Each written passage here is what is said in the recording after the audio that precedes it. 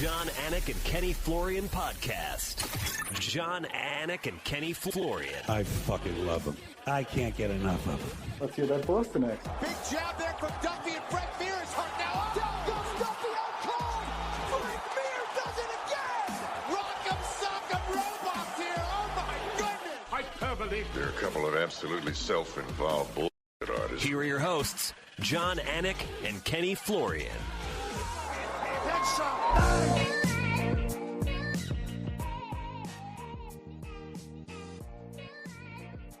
It feels so good to crack this microphone and be back in all of your respective lives. Thanks for being with us with that extended hiatus.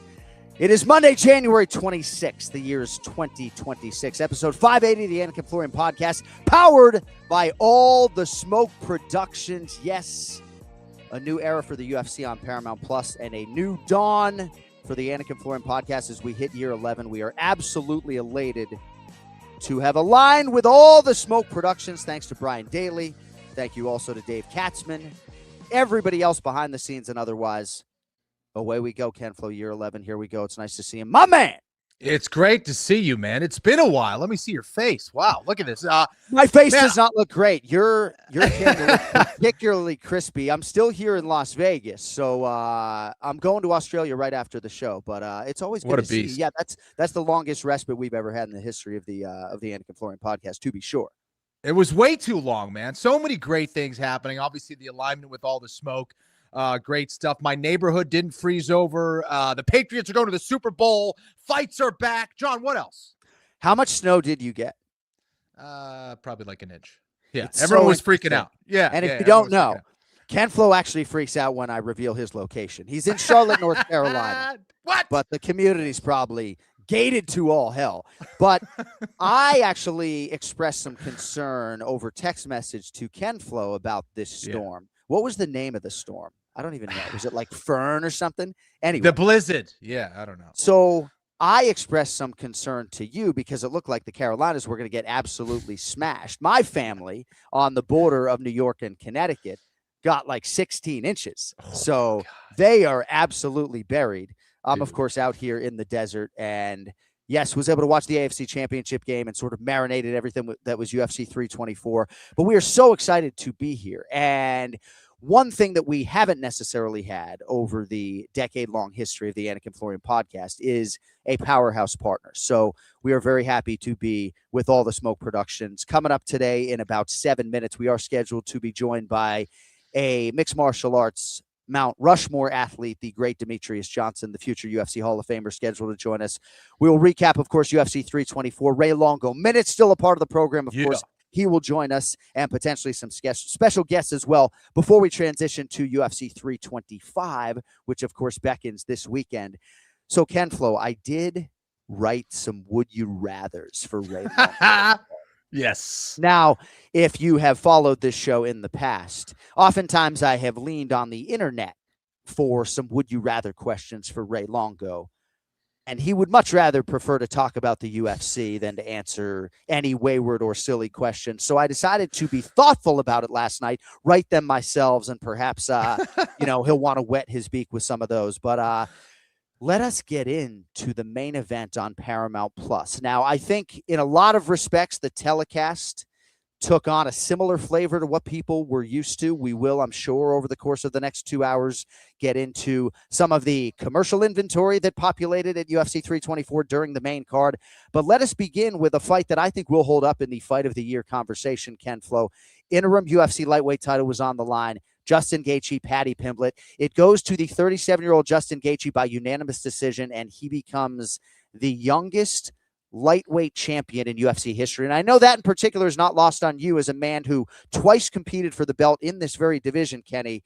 Mm-hmm. You know how highly I think of 155 pounds, and no man at this age has ever broken through to win a belt like Justin Gaethje. Congratulations to the new champ. Yeah, it was an amazing fight, and both guys really delivered. Sometimes when you get two exciting fighters, you get all this hype around it, and it doesn't deliver. They fight conservatively because the belt is on the line. That was not the case here. Both guys fought like they were trying to finish the other guy. They weren't fighting to protect something. They were going for it. I loved every minute of it. And, sometimes the interim belt, I didn't get so excited about it. But once that fight started, man, I was fired up, standing up, cheering for both those guys. And the fact that Gaethje was able to win a belt at this point of his career, I think is amazing. The guy absolutely deserves it. He's been one of the most exciting fighters that I've ever seen in mixed martial arts, period. And now he's got a belt. There are so many fighters at 155 pounds who will never fight for the belt, despite at one time being deserving of doing so, right? Mateusz Gamrot may never fight for the title. At one point, it looked like he would, right? Arman Tsarukyan, I think, will fight for the title, but I know my point is not lost on you. And my stance has always been consistent on interim championships, and I know largely the fan base doesn't agree. And yeah, I think maybe the belt could be silver, right? But I'm starting to back off of the silver belt a little bit, Kenny, because an interim championship in most cases means the undisputed champion can't go. Now, the first time Gaethje challenged for the interim championship, it was during a global pandemic. It was May of 2020. He fought Tony Ferguson when Khabib Nurmagomedov was 2, and he wins that belt and he sort of unceremoniously tosses it on the octagon. And I remember saying to Justin at the time, 155 pounds, man, you just won a UFC championship belt. Undisputed champ can't go for whatever reason. Ilia Topuria couldn't fight here. Gaethje's the lightweight champion as far as I'm concerned. Now, certainly come June, there's going to be a different pecking order, but I don't know. I feel like we've denigrated these interim championships too long, and when you win one in the lightweight division at 37 years of age, we'll get into the depth of the fight, but this needs to be celebrated. Yeah, absolutely. I mean, he went against a guy who was much younger. I think a lot of people thought Paddy was going to be able to put Gaethje on his back and submit him. And I think a lot of people were writing Gaethje off at this point of his career. So this was a massive fight, of course, being the first one of 2026 on this new deal with Paramount. I think there was a lot of stress also involved with being this headliner, with everything that was going on. And I think Gaethje was kind of, perhaps showing some of the stress on fight week a little bit, but none of that mattered, man. He looked fantastic. It is so interesting when you peel it back to fight week. And I had broadcast partners, and I'm not talking about people in the booth, but on both sides of Gaethje's emotions, liking sort of the fact that he seemed irritable, and other people maybe not liking that he was either talking about money or seemed to be perturbed by Paddy Pimblett in some way, shape, or form. If I were to use the adverb brilliantly to describe the way Justin Gaethje fought, certainly Josh Barnett, the great heavyweight, and others would take great issue with that. Josh Barnett didn't particularly care for the fight. Matt Brown, I think, was suggestive that he has seen better technique, on the prelims or the playground, right? Kenny, both guys are going to be showered with flowers when it comes to this fight, historically speaking, right? I actually think it's a fight that potentially, maybe I should stop short of saying that it could end up in the Hall of Fame, but it certainly had action. And I think in 2026, a lot of what people are looking for is action. But there has been criticism levied at both guys, Kenny, right? Gaethje for just fighting with that old school balls to the wall style and maybe throwing caution to the wind more than he did in the Rafael Fiziev 2-fight series. And then Paddy Pimblett for absorbing a lot of damage early and then maybe not changing course. So what were your thoughts on these respective gentlemen strategically and how they approached the fight? Well, listen, I think there were some sloppy moments in the fight, certainly, but I think that's almost what makes it more impressive, is that you have this guy in Justin Gaethje who has this throwback style, perhaps a bit antiquated, known as this, brawler and sprawler, yet he still is performing at the highest levels and doing so against a lot of these new breed type fighters like a Paddy Pimblett. And, I think Gaethje hasn't worked so hard, maybe perhaps, or hasn't developed his grappling to the level where he's a submission threat. But I think the fact that he was able to stop a lot of these takedowns, and of course he's a former D1 athlete in wrestling, the fact that he was able to put it all together in a performance where he really shut out Pimblett in a lot of the grappling aspects, even when he's able to initiate takedowns on his own. He wasn't afraid to take it there. His ground and pound was absolutely brutal, almost finished Pimblett a couple times there on the ground. So I thought this was a guy who showed some development in that area. So that was great to see. And yeah, I mean, what else you got? Well, he also has tremendous grip strength. And when he kept invoking the headlock right in front of us, Paddy Pimblett is certainly the more gifted grappler in this equation, but Gaethje was physical and he looked heavy to me. Now, I didn't necessarily notice this at the weigh-in, and make what you will of the fact that Paddy Pimblett was the first man to weigh in and Justin Gaethje was the last, right? I know Gaethje doesn't always have a six-pack and doesn't necessarily lead the league in, lowest body fat percentage. But I'm telling you, as a man who has called most of his UFC fights and seen him up close, he did look like he was carrying a little bit of extra weight for whatever reason. I don't think it hurt him in the fight. But, so much respect for Justin Gaethje in victory and Paddy Pimblett in defeat. And it's so interesting when you hear an athlete immediately after a loss like this, because Paddy Pimblett isn't leaning into any sort of moral victory there with Joe Rogan, Kenny, right? He knows how tough he is. And he didn't need to prove that to anyone. Certainly, we've heard fighters in the past like Khamzat Chimaev, who knows how tough he is, talk about wanting a war and getting one from Gilbert Burns, finally wanting to go through a war so they could say they've been through one and have and experience that. But Kenny, Paddy knows how tough he is. He's trying to win an interim championship and be the first English lightweight champion and bring a belt back to Liverpool, and that didn't happen for Patrick Mark Pimblett. I loved hearing that. However, on the other side of things, and I guess I could equate this to when I fought for the belt for the first time against Sean Cherk, where a lot of people were like, this guy doesn't deserve it. I want to see him prove himself, yada, yada, yada. Sometimes in a loss, you prove that, you do belong there and you can fight an elite level and you do show your toughness. And I think that's what happened with Paddy Pimblett is that, he gained a ton of fans on Saturday night because of that performance. And yes, it was a loss and maybe he didn't have anything to prove to himself, but the fans, sometimes you do need to prove it to the fans. And I think he gained a lot on Saturday night. I think, a lot of people appreciated that tremendous, that gargantuan effort that he had. A lot of lesser fighters at 155 pounds would have stayed down against someone like Justin Gaethje. He refused to give up. He kept fighting back, had some great moments as well where he was hurting Gaethje. Yep. And he's largely known as a submission threat, not necessarily as this striking phenom, but we saw some great striking out of Paddy Pimblett, and I think that will continue to develop, and I think he gained a lot of confidence from that experience as well. So moving forward, I think this is a guy that can definitely fight for the belt again and perhaps even win it.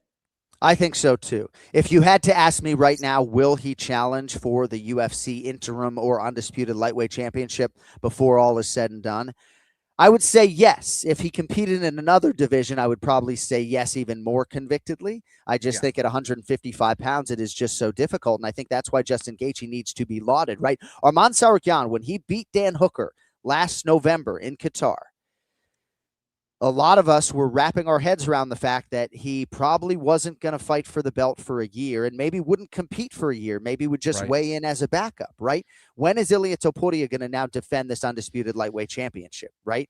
June 14th on the White House lawn.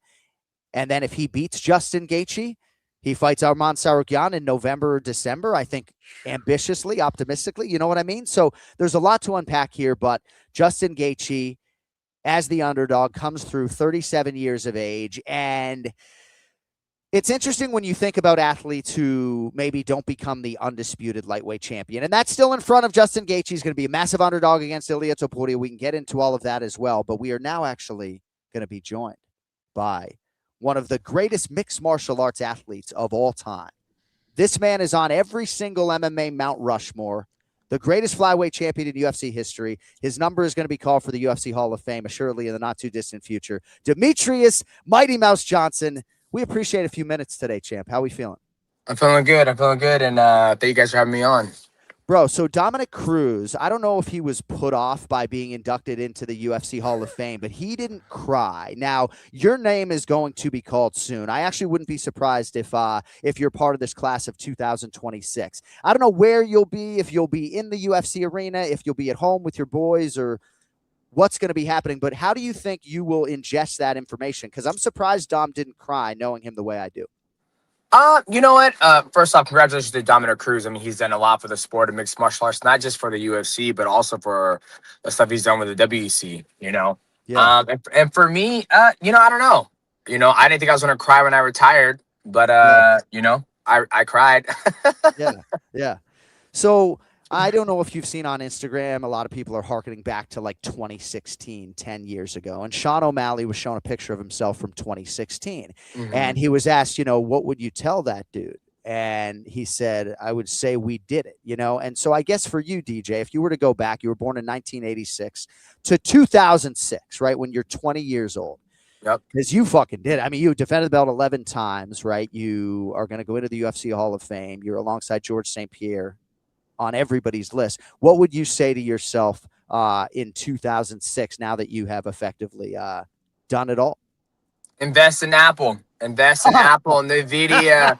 Invest in that, boys. That's what I would say. I think in mixed martial arts is a very short window of opportunity to be able to make as much money as possible. And at the end of the day, it's about making as much money as possible.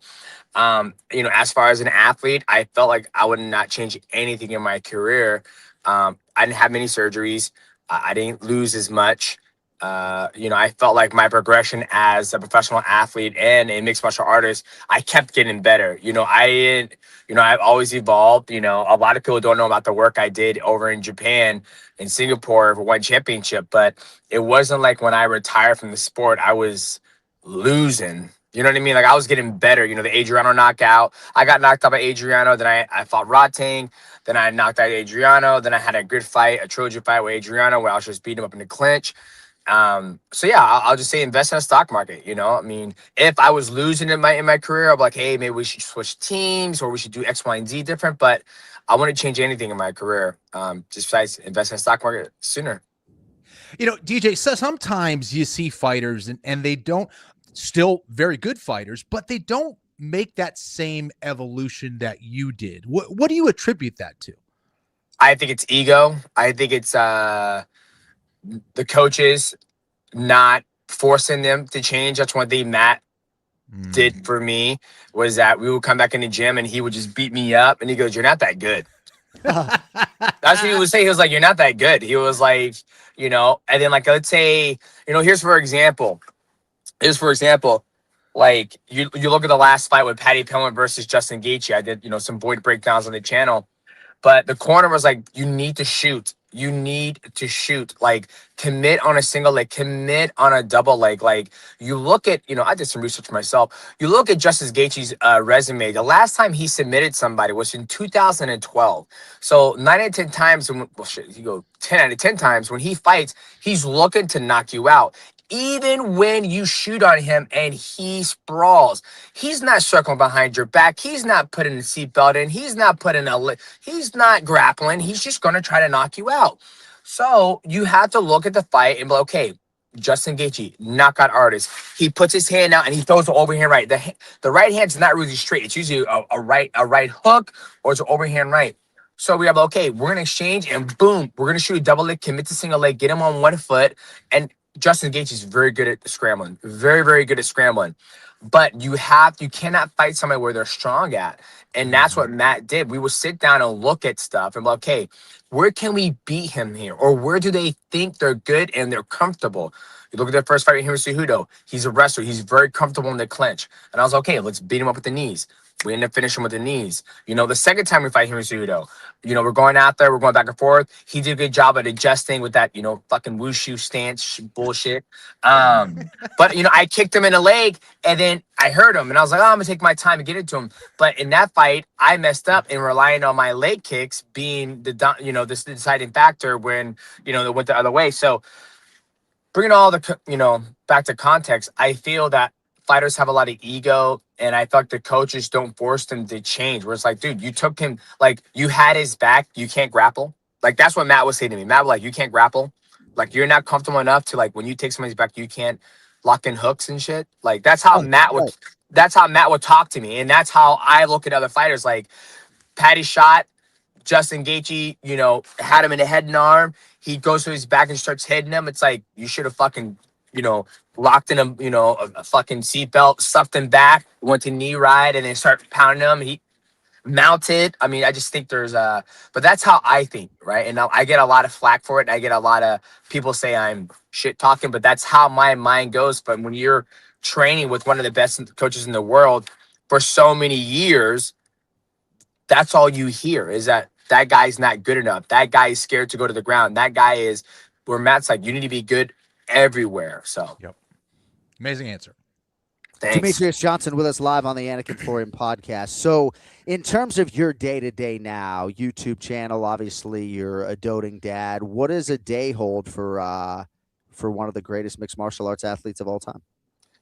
So, like I said, take care of the wife and the kids, getting lunches ready. My 2 boys are homeschooled, so making sure they're getting their schoolwork done. Then I still work out almost every single day. I kind of dial back on a jiu-jitsu just because I've been so busy with the YouTube channel. Got a manga coming out, got a lot of projects coming out. So just staying focused, man. Just trying to stay healthy and enjoy life. So when we launched this podcast in 2015, you were on episode 2. Today is episode 580. So oh my God, you were the first high-profile fighter that we tried to book, and we appreciate that appearance, which was April 13th of 2015. But a month later, May 16th of 2015, I'm in a pool with you in the Philippines. You had just submitted Kyoji Horiguchi, and I'm saying to you, bro, I'm like, dude, you're fucking LeBron James, right? Like, I'm not a kid. I'm much older than you, but I'm starstruck in a pool with Demetrious Johnson. You're there as a guest fighter, and I'm like, dude, like, you're LeBron James. Like, you got to be making $1 million to show, $1 million to win. Like, and I have to say, though, I just have to say, and you know, your YouTube channel is on fire. If you wanted to be an analyst, like on our desk, all you would have to do is fucking call the UFC. But I know you'll take this as a compliment, but relative to your greatness, you might be the most underpaid fighter of all time, right? Because Volkanovski bought a fucking farm. And if your prime had existed 10 years later, DJ, you wouldn't have to do anything on YouTube if you didn't want to. Yeah, I think that's true. I think I was probably very underpaid as a professional athlete. I never forget. It's funny you mentioned that story because when I was there, I remember walking to Sean Shelby, and I was like, "Okay, so what's next?" And he goes, "Oh, you know, I think we're gonna have you fight. John Dotson." I was like, "You know, I made more money fight Chris Carriasso than I fought Kyoji Horiguchi." I was like, "Can I just fight him again?" Because you know, he was, you know, and then that's the unfortunate thing in mixed martial arts is that, you know, there's been a lot of things talking about pay for super boxing. And, you know, I'm grateful. Like, I was able to go to one championship and start making great money. A lot of people think all the money is in the UFC. It's not. I know athletes who are making way more money outside of the UFC who aren't even champions. So I think, you know, it is what it is. And there's nothing you can do about it. All you can do is save your money, invest your money. And that's what I did. Like, ever since I started fighting when I was back in 2012, I saved a lot of my money and I put it in investments, a lot of my money. Like, you know, I didn't buy a farm, I did that, but you know, I got a house in Arizona, I got 2 houses in Washington, I got a rental, I got a lot of things that I made smart investments where I can just enjoy. The YouTube stuff is fun. I enjoy doing that. Yeah. But there will come a point in time where I was like, okay, I'm done with YouTube.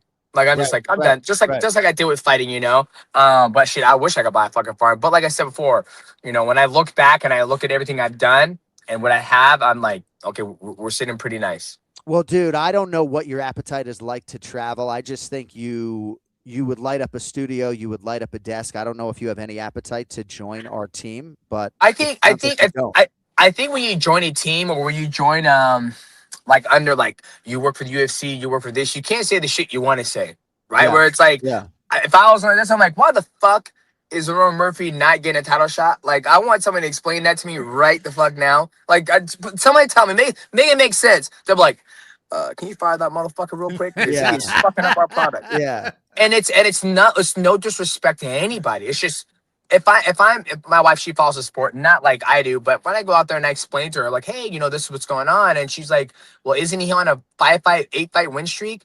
And I'm like, yeah. She goes, so why is he getting a title shot? And she's a casual, right? So you have to. That's why I feel like I'm not the best fit for a company brand where it's like I tell it how it is. And, you know, and I think I just literally watched Diego Lopez versus Alex Volkanovski yesterday. Watched it fight by fight. And I'm like, it was a great fight. Right. You know, there's a couple of things in the fight where Diego Lopez did well. But I felt like it was a clear 4-1. Like it was a blowout. It wasn't like it was close. Diego Lopez did have some moments in the fight. He did shine. But as far as like, you know, I think that's just my opinion where I feel like I'm better suited for what I do. Yeah. No, and I think that makes some sense. But I would say at least long term, don't let that necessarily hold you back. I mean, dude, I got in trouble. I got in trouble last week.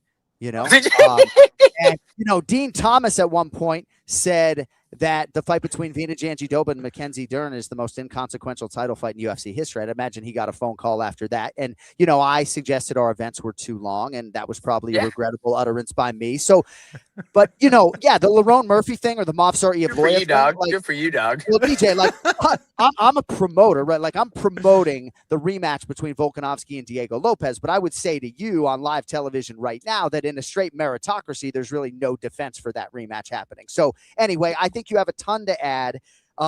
Before I let you go, I'm sure you get asked a lot about your boys. I did have a Pantoja question, but in terms of your boys and their athletic pursuits, I mean, I'm not even a fighter, and people all the time want to know what my daughters are doing athletically. I'm like, dude, just back off for a second. They're fucking cheerleaders. I'm just curious, like, what your boys do and, how they might handle the pressure that comes with being DJ's son. I think there's a give and take for it. Like, when my oldest son was doing jiu-jitsu, he loved jiu-jitsu, but he hated competing because everybody and their mom would be watching him like, oh, it's Demetrious Johnson's son. And I didn't start training until I was 18 years old. So my whole life was playing football, basketball, track, just being a kid. And I want the same thing for both my kids. Even now when he does strength and conditioning for football, people are like, oh, that's his son. And then they expect him to do X, Y, Z. And I tell him, I was like, dog, you ain't me. I was like, I don't want you to be me. I want you to be better than me. Like, you don't have to play football, but he chooses to. And for me, it's a kind of like a curse, essentially, because, like, people expect him to be great. And I do expect him to be great, whatever he does, whatever he decides to do in life, whether it's being, a reptilian expert or a tarantula expert or a football player or just somebody who loves to be a kid. That's the only thing I hate about, like, my career is that it when people look at my son, they're like, oh, he's going to be something. Like, he has the genetic pool, the makeup. It's only if he's going to tap into it. So, yeah. Well, that's a power name, Maverick Johnson. I'll tell you that. Oh, Maverick. See, Maverick's like me. Like, Tyron is a thrill seeker. Like, that's the oldest. He likes to do stuff. Where Maverick, he was like, he's athletic, technical, can do all these things, but he does not care. And even for me, I just trained with Armin Sharik, and he goes, why don't you fight? I was like, what do you mean? He goes, look how fucking fast you are. He goes, look what you're doing right now. I was like, because I don't need to. I don't care to. Yeah. And then he goes, brother, that's crazy. He goes, brother, you make so much money. I was like, I don't care. And that's where Maverick gets it from. Where Maverick can do all these things. He goes, I just don't care. So, no, I mean, I know the fan base would be like, dude, what is DJ's number to fight Pantoja? Is it fucking 12? I don't want that smoke. Pantoja's too. I don't want that smoke. When I train like that, it's almost like the amount of hours and the sacrifice. It's just not as fun. Where I can just drop in and to do a day in out, the strength and conditioning, and then it's just not it's just not worth it to me. It's like it would have to be a god awful number that they would not be able to. Like, John Jones turned out 30 minutes. I would have taken that fucking 30 minutes easily. Right. But we still get to watch you train, man. It's awesome seeing you go into jiu-jitsu competitions. You're training with Mikey Musumeci and all these awesome guys, dude.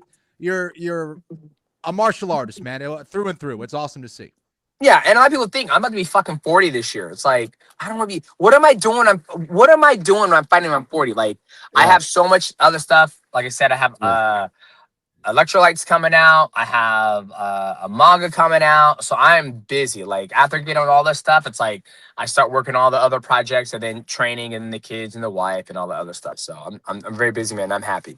Well, congrats on the life that you have built. In the eyes of many people, singularly, you are the greatest mixed martial arts fighter of all time. And just be ready, because the UFC Hall of Fame is going to come calling at some point in time. Let's go. I'm still going to hold out a little hope that even if it's a guest appearance, we have you on that UFC weigh-in show or on a desk at some point. You're a credit to the sport, my man. And thanks for a quarter of an hour today, champ. We really appreciate it. Of course, and shout out to you, man. I never forget your first day on the job back in 2012. I think it was Sydney, Australia. I was fighting Ian McCall. You're like the new kid on the block, and you had your backpack. You're walking around. So happy to see you still in the fight, Jon Anik. Happy to see you still in the fight. Love you, brother. Thank you so much. See you soon. All right, Tim, good seeing you, brother. My man. Thank you.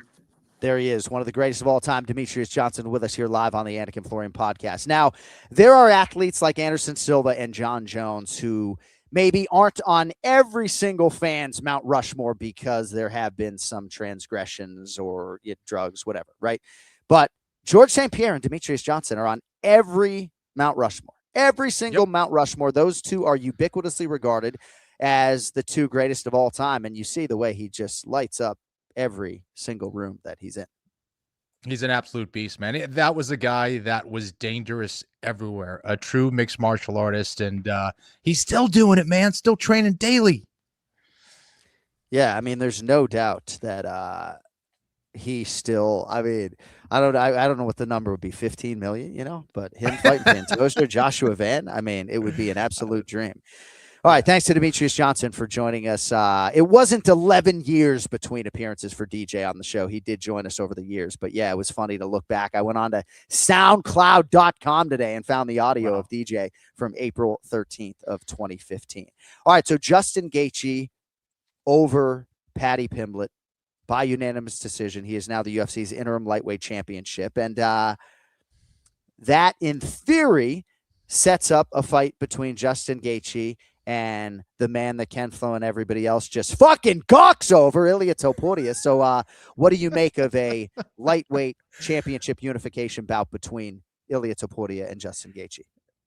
Honestly, I think it's the more competitive fight here because of how willing and how dangerous Gaethje is, to trade on the feet. This is a guy who's not going to be afraid of anybody. If he believes that the guy across from him is going to try to punch him or strike his way to victory, Gaethje will welcome that. And we know about Gaethje's power. I think he's certainly going to be the larger, more powerful guy in a lot of ways. Maybe not the faster guy, but he certainly has the power to knock out Topuria. I think it's going to be a very, very tough fight for him if Topuria is in his peak form and mentally fit and able. I think it's going to be a tough fight for Gaethje, no question about it. But I think Gaethje will welcome that trade any day. Yeah.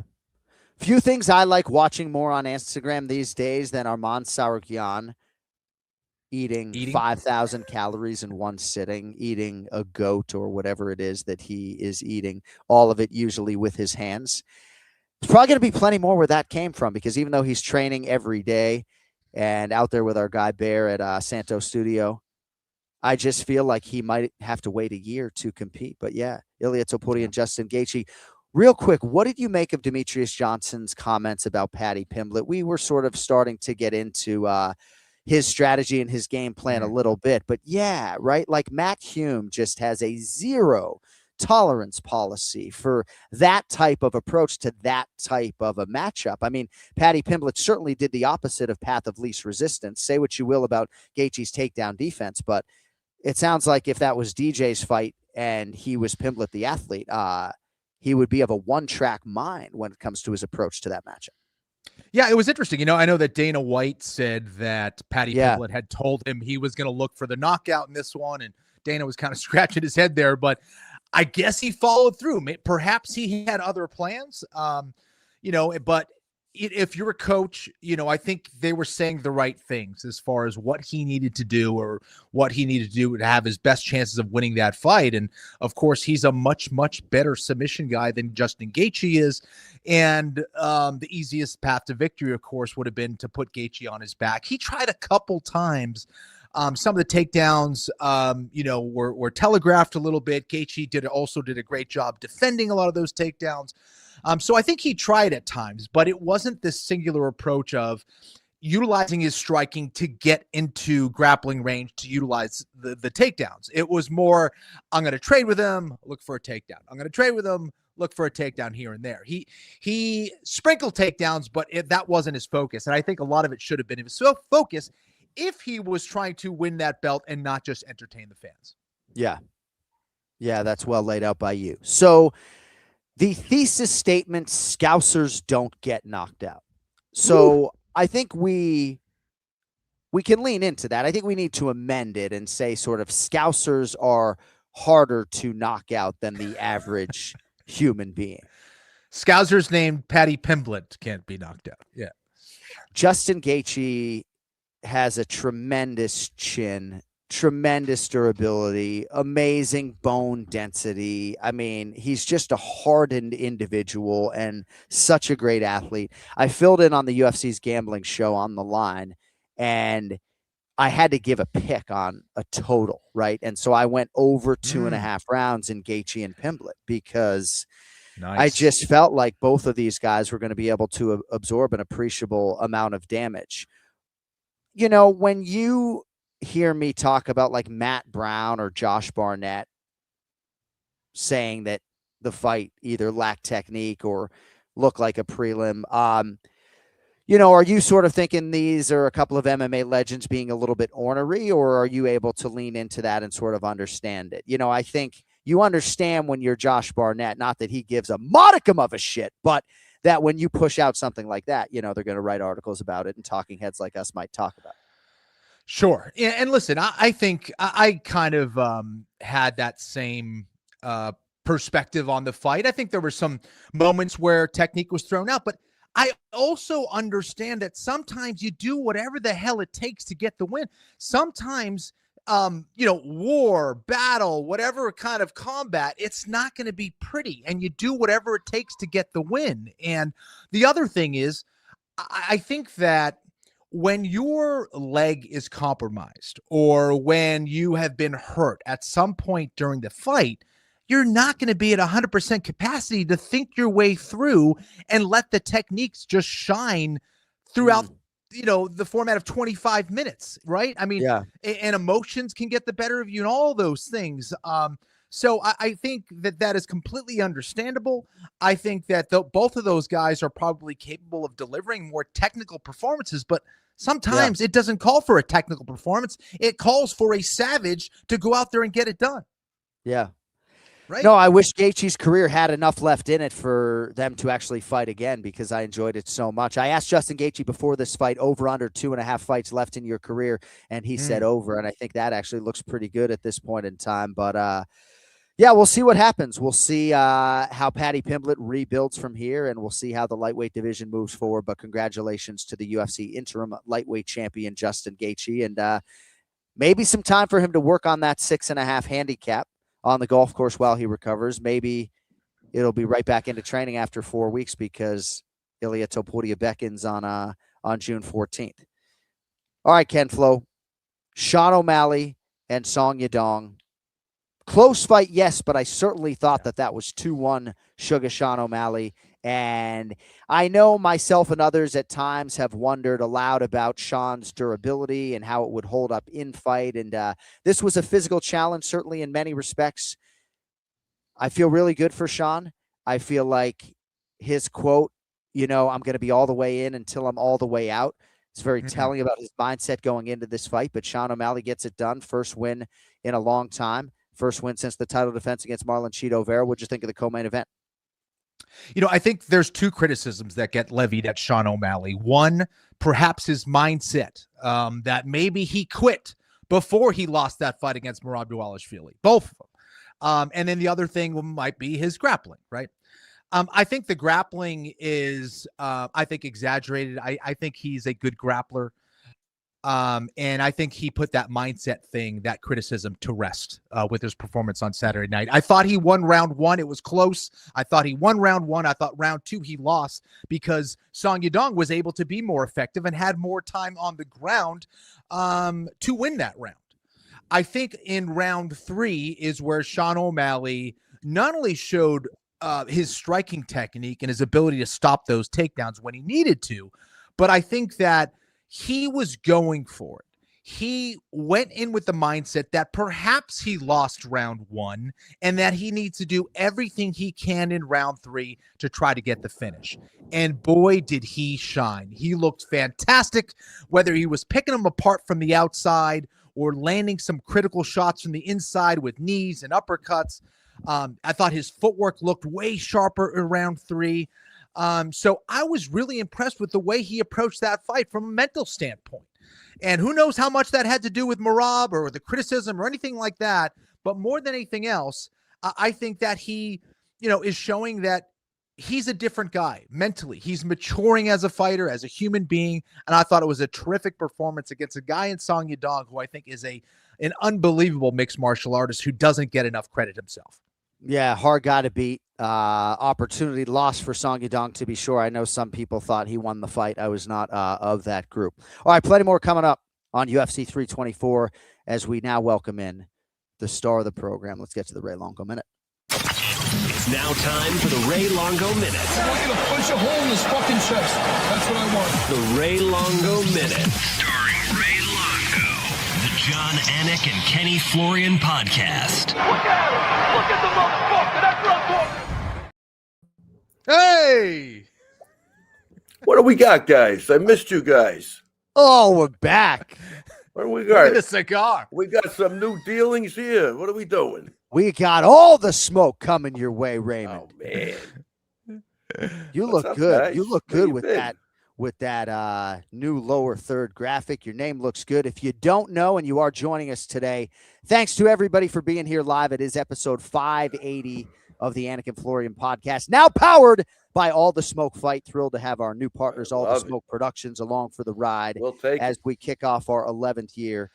And the ceremonial cigar from Raymond Longo. How we feeling, man? I mean, I know for a guy like you who largely devotes 7 or 8 hours to these UFC live events, watches them 40 plus times a year, you had to be feeling these 6 weeks off like the rest of us. It was just good to have fighting back in our lives. Yeah, I agree with that. No, it was, I'll tell you, though, it was a well needed vacation, though, on the other hand, too. You know, I started my Saturday nights were free. I went back to that, you know, going out to eat or doing something. So Spending a lot of money, though, going out to dinner on Saturday nights, yeah. no? A lot of money's flowing in, John. Flowing.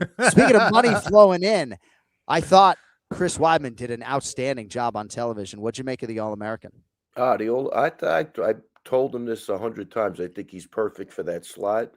I think it's a great gig for him. You know, he's got a good presence, super intelligent, speaks well. He definitely knows the fight game, and you know, he could bring humor to the desk too. I think as time goes on, his true colors will enhance the broadcast. But I think he does a great job. I always said that. I thought the morning show he was phenomenal. Him in DC. So yeah, I think big things for him. He's good with that. Yeah. I think when he lets the comedy go, he'll be no way.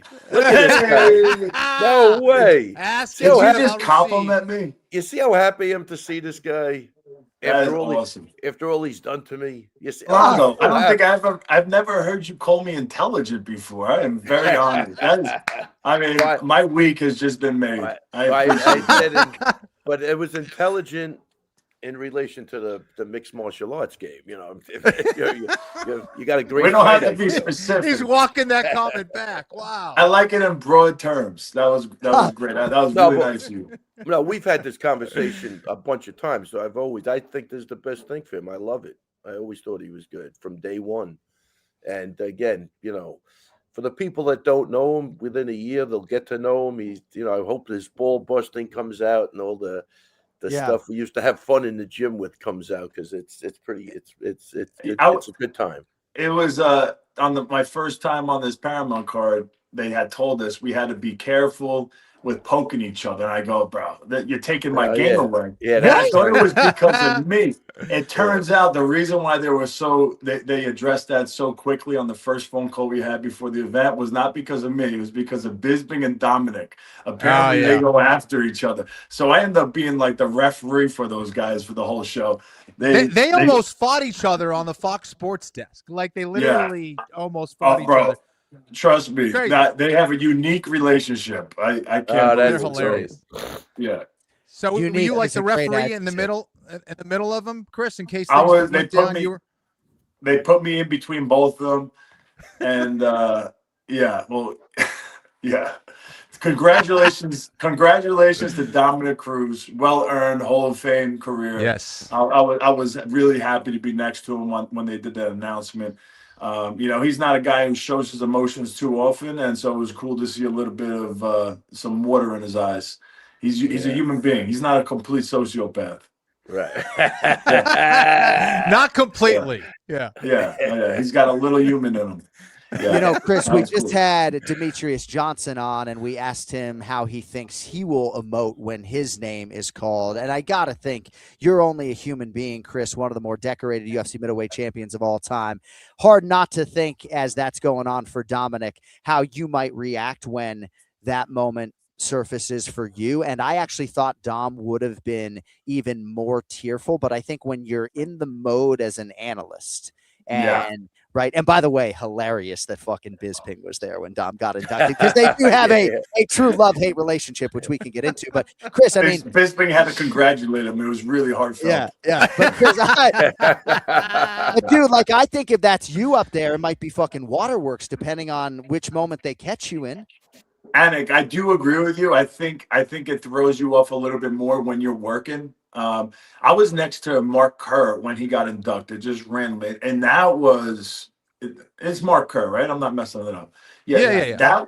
That was really special. He's been out of the game for so long. They announced that smashing machine thing maybe like 5 years ago. I think I remember The Rock coming in and mentioning they were doing the movie.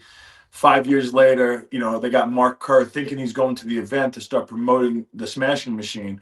And he was completely caught off guard. Mark Kerr's to the age now where a lot of people don't recognize him. He doesn't get the love like, he used to.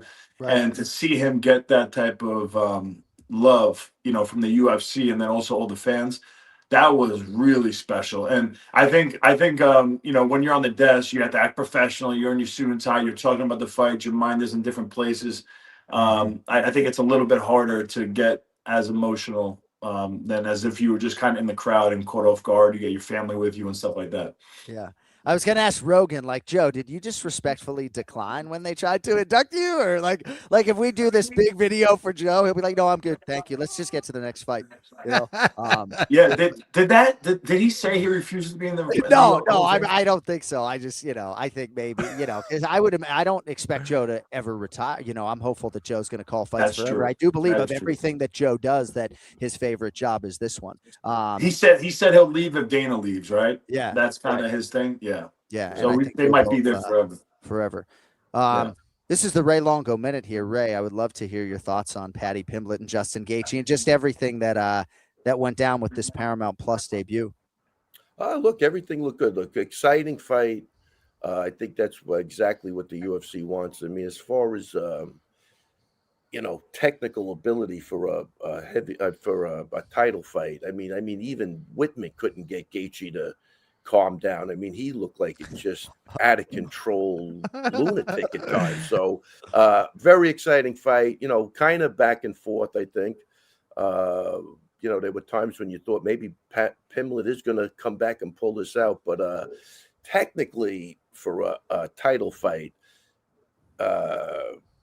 I'm not sure what I was looking at, because it was like mostly like kind of like a boxing match, you know what I mean? So imagine watching Lomachenko or somebody else. It was a little off, but very exciting fight, competitive. I think again a big hit for Paramount. I think that's exactly what they want to see. But I will say this, I do worry about Gaethje a little bit. I think he's starting to slur his words a little bit. I think he's taking a little too much punishment, and the Ilya Topuria fight will be a disaster. That it's almost guaranteed. Topuria is not Paddy Pimblett. He hits like a truck. He's going to stay in the pocket, and it looks like, based on the way Paddy took those punches, that Ilya will be able to navigate through that. I just think that's a disaster fight. Chris, that's a lot to unpack. Oh yeah, no, go ahead, Kenny. What were you going to say? No, sorry. Yeah, go ahead, John. No, I was just fascinated to get Chris Weidman's take on all of that, because certainly a lot of people don't think a Gaethje Topuria fight is particularly competitive. What do you make of what Ray said, Chris? Yeah, I mean, on that point, I got to go with Longo. That's going to be a tough fight, but Gaethje does have the power that could change a fight at any time, and technicality really could go out the window. Because there's no question that Ilya is just on a whole different level when it comes to just as far as being a technical fighter, having balance on his feet as a boxer. He's got great takedown defense, very good jiu-jitsu. Gaethje doesn't use offensive wrestling, so you would think he'd be on his feet with him. And Gaethje's not going to be able to like pick him apart like he did against Tony Ferguson, where we probably seen the most like strategic version and best version technical of Gaethje. So it would be a really tough fight for him. I agree with that. But I will say, like, as crazy as I think Paddy Pimblett is just so awkward. So as far as the technical aspect of what we just watched, it wasn't great looking because Paddy Pimblett is awkward. And I am confused with his game plan, man. He's definitely the better man on the ground. Why are we not trying to wrestle? Why are we not trying to clinch? Why are we literally trying to stand with Gaethje for 5 rounds? That was very confusing to me. Even when me, Bisping, and Dominic did the breakdown, it was, you're going to try to catch some leg kicks, try to get a takedown. You're trying to get Gaethje cornered on the cage, or even if Gaethje gets you cornered on the cage, because that's more likely because you're using your long weapons. We're blocking. We're trying to come to, tie clinch, then turn it into a wrestling clinch and try to bring it to the floor at some point. We didn't see any of that. He was disengaging out of clinching, which I thought was confusing.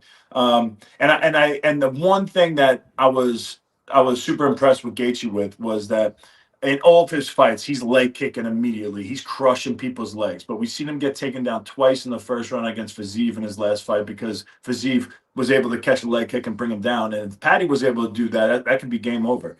And in this fight, he didn't throw any leg kicks at all. He just put his face right into his chest and brought into, into the pocket where he was going to be most dangerous. Got through all the long weapons of Paddy Pimblett really well. And was smart enough not to throw those leg kicks until maybe the 3rd or 4th round. He started finding leg kicks. Yep. The one time that we saw Paddy actually having some success when he was actually able to land some jabs. Once he got his jab going in that 3rd round, and he kept Gaethje on the outside, he looked great. He was landing his own leg kicks. But before you know it, he abandoned that game plan and just would let Gaethje get close, and then he would just be slugging it out with him. And the majority of the time, it was Gaethje who was going to win those exchanges. Yeah, I think Ray, what do you think of Paddy's performance? Because obviously he didn't have the best game plan, but I definitely feel like he showed a lot of potential that perhaps he can get back there. So, what are your thoughts on that? Look, first of all, I'm actually a fan of Paddy Pimblett's after the fight. I mean, he definitely went in like a man, took that fight, took everything that Gaethje had to offer. You thought he was out a bunch of times. He kept coming back. So I think from a technicality standpoint, I think Gaethje fought way too emotional. Like you could tell Trevor was trying to get him through. Trevor was 1,000,000% right in this. He could have made that fight look easy. But his emotions got the better of him. He was swinging for the fences. He was off balance when he was punching. And as far as Pimblett, it looked like they both fought like Gaethje fought like, I got to get rid of this guy because I should be able to get rid of this guy. And he fought like a nut. And Pimblett fought to prove, I could take a beating too. Like instead of fighting smart, I think he fought, more with his guts. And I think he gained a lot of fans from that, but it wasn't technically the best thing he could have did. But man, we got to see a guy that, if you're fighting Pimblett now moving forward, he's not going anywhere. He's going to be there. So you're going to have to conserve your energy. You're going to have to, pick your shots a little better because he took an ass beating and he didn't. I don't think he was even close to going out at any time. And that's crazy, the amount of punishment he took. So big fan of Pimblett for that, but I wouldn't want to see him do that 4 or 5 times in a row because that's not going to work out good for him. But if I'm Pimblett or Pimblett's coaches, he's in the gym 6 days a week, even though he ends up eating up and he gets chubby and everything, but he stays in the gym, which is super important. He needs to be working on wrestling. We know how tough he is now. We know he's got a great chin. We know he could even stand and hurt a guy like Gaethje because he did hurt Gaethje a few times in the fight. So we know what he's capable of on the feet, but we also know that the only way he's beating an Ilya Topuria or beating what's his name, Arman, these guys who are really on top of the division, he needs to be able to wrestle these guys, and he needs to be able to bring them to where he's most dangerous, which is on the ground. Yep. No, that's a very astute point. 1,000,000%. Yeah. So, it's really going to be interesting if Tsarukyan really ends up sitting for a year. Hey, Chris, before we let you go, are you back, by the way? Are you back home? I'm back. I cannot believe it. I was one of the only flights that got back that wasn't canceled. I had a 6 a.m. flight. So left the hotel like 4 a.m. or something. And they never canceled it. At one point during the flight, they said we were going to have to fly and get fuel up in maybe Oklahoma or something, take some time on the ground, and then try to go north around the storm to come back into Charlotte. And then they ended up just pushing through. And I will say, I'm not like I don't get that scared when I'm on a plane. You know, you hit some turbulence and stuff, it's not that bad. Yeah. But when we start getting close to Charlotte, and you're just in nothing but white. You open up the window shade and you see nothing. There's no visibility at all. And the turbulence was one of the worst turbulence experiences I've ever had. And when we landed, it felt like we crashed. It was not a soft landing. Yeah. It was actually pretty crazy. It was a little scary. I'm surprised that they let us come back into Charlotte like that. Well, dude, I mean, it's very gracious of you to honor this commitment and surprise Ray on this first Ray Longo Minute here with all the smoke. But, bro, I thought you were going to still be in Las Vegas. So I'm glad that you're home safely. And I will say, I mean, you're crushing on TV. And it's hard to know sort of like how much should you let the comedy go when you're a funny guy like yourself, right? Because sometimes in your own head, it's like, dude, I got a joke for fucking everything, you know?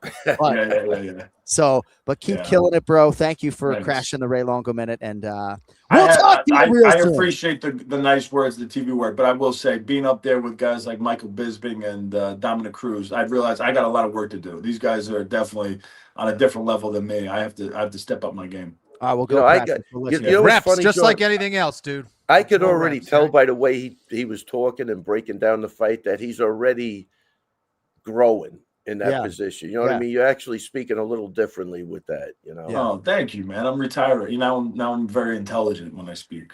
Now, you know what it is? We would look, when he was fighting, so we'd look at a fight, it'd be on for like 30 seconds. He'd go, I could beat that guy. I just turned the fight off. That was it. We wouldn't even break it down. No, that's not me. That's Longo. Longo, I would tell him, hey, can you check out the guy I'm fighting? You know what he would do? He would go on their Sherdog record. That would be his scouting. He'd look at their wins and losses. The guy's beating nobody. You're crushing the guy. I'm like, did you watch any tape? He's like, I don't need to watch tape. You're good. You're the guy lost to Jay Silva. You have absolutely no chance of losing this fight. You're gonna crush this guy. If you lose this fight, we got bigger problems. No, that's going back to before. Ring of Combat days. But I would definitely always go to. I always go to Tapology and let me just see.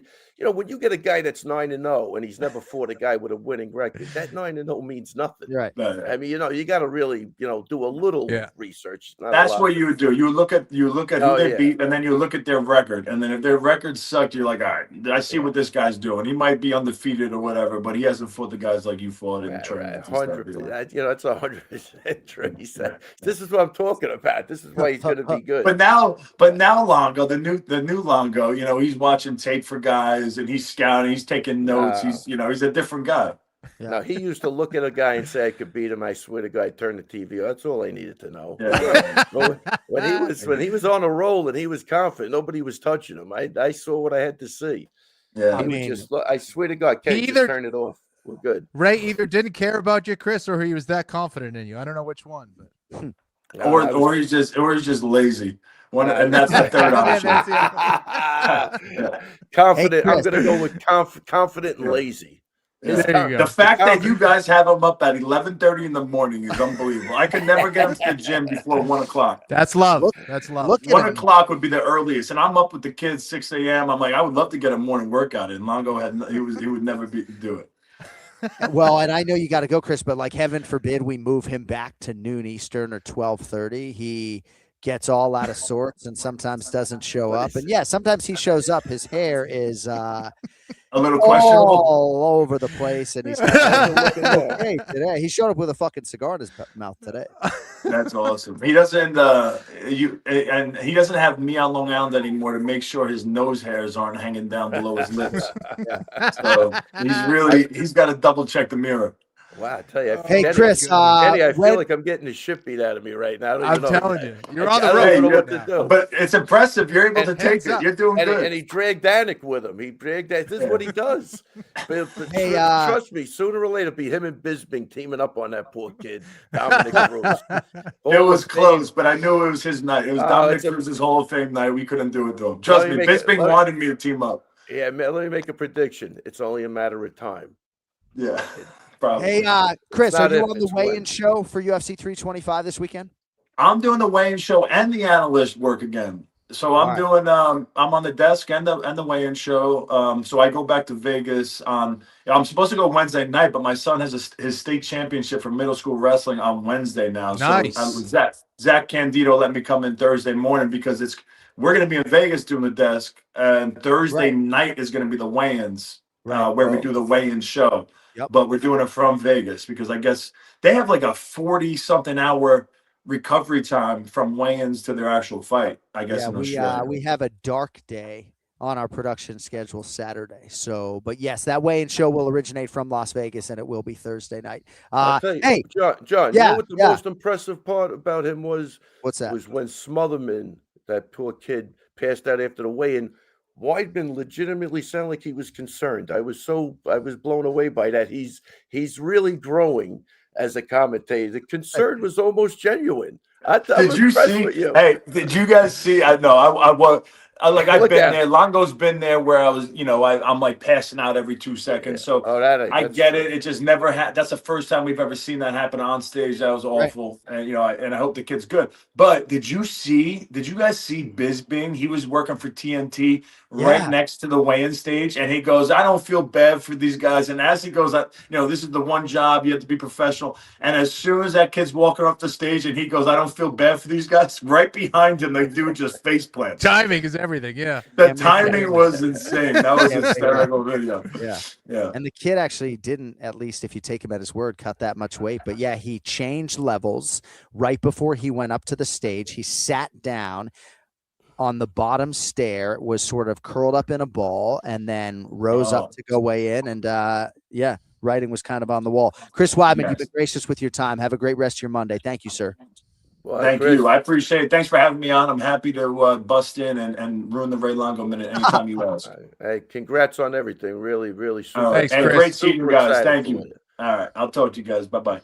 There he is, the All-American Chris Weidman, former UFC middleweight champion, true phenom, right? When you hear Ray Longo and Matt Serra and Anthony Lionheart-Smith talk about Weidman's ability to look at a move or something in mixed martial arts and incorporate it into his game. I know you guys have never seen anybody like him, and one day his name will be called for the UFC Hall of Fame. Hey, Ray. Yes, sir. So we got some things planned for you today. And again, thanks to everybody being with us live. We still got another power hour here to go. Anik and Florian podcast powered by All the Smoke Fight. So, I mean, we could touch on some other things at UFC 324. I do have some would you rather questions for you today. And I know you don't like them, but Ray, I wrote them today. I didn't get them on the internet. I didn't get them on the web. I actually wrote them. Right. So I do have one other thing I want to ask you about from UFC 324, if I could. Yeah. So there was a time in my life where I went 10 full years without crying. Then I had kids. Now I cry every day. I can't watch movies. Actually, the Patriots won the AFC Championship yesterday. And because it means something to my son now, I actually cried yesterday because of that. So I can relate to Jean-Lord Silva crying every other fucking minute, right? I mean, I can't relate to him French kissing the belt before he actually fights for the world title. I would steer clear of that. But he went out and beat Arnold Allen on points in a very tough fight. You know, he's this little explosive athlete that I think has a real chance to wreak havoc in this division. I would love to see him fight the Volkanovskis of the world. I love Arnold Allen and Firas Zahabi, and they did everything they could to beat Jean-Lord Silva, and they couldn't do it. Ray, I just want to get your thoughts on this Brazilian little spark plug, Jean-Lord Silva. Yeah, I mean, I'm super high on him and Rufy. I know they both suffered their first losses, but to come back and fight a guy like Arnold Allen, who's technically sound and he's gonna, he's not going anywhere. He's fought a lot of good guys. I thought it was a great performance by him and a well-needed victory to get him to the next level. So I think Like even in a rematch with Lopez, I think he'd do really well in that rematch. So I think, if things kind of go like, Diego beats Volkanovski, I could see that as a title fight, a rematch. So I think he's got big things ahead of him. Seems like a little kooky, very emotional. I don't think that's what we're doing. I'm crying when I see somebody getting hurt or I can't help. This guy's, I don't know what he's crying for the sake of, I don't know what he's doing, but it's working for him. And I think he's technically sound. Looks like he hits like a freight train. I think he's just going to keep getting better and better, this kid.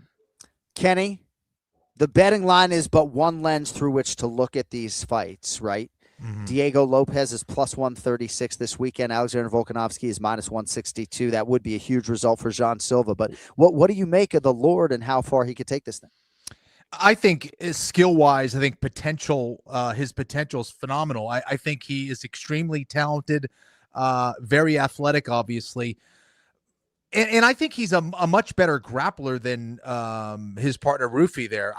My concern is with exactly what you guys are talking about, which is the emotions. How do you change yourself emotionally over the course of, let's say, 3 months for your next fight?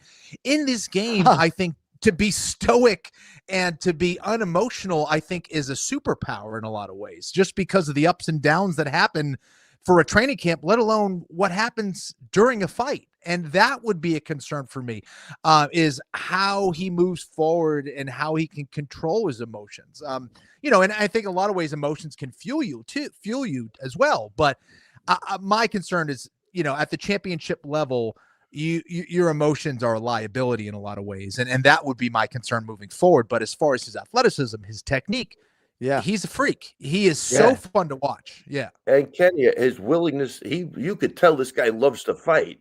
Like he's going to be there for a while, win or lose. He's going to be a problem for the next couple of years, either direction. I think he's going to be that guy. So I think, even in the Diego fight, he got caught. Anybody could have got caught like that, but his emotions got him caught because he was so exactly. You know what I mean? That's where he wasn't thinking. He kind of just was chasing the guy, right? Expecting nothing to come back, and he paid for it. And I think he will make that correction. I think you're right during he did, during a fight, the problem solving, right, is a huge component. Instantly. And if you're emotional about it, and if you need to make certain decisions and you're overly emotional, you may not be making the right decision. So I think if he can change that moving forward, I think he can be a champion. But that's a big change. And I got to tell you, man, I think you saw it with Gaethje, man. He was hell bent on knocking this guy out, just headhunting, and he was like a lunatic. Like the days of when he started picking apart Ferguson, there wasn't a remnants of that in this fight. You know what I mean? And you could see, like, again, I think Trevor did a fucking great job at trying to bring him back to the center a little bit.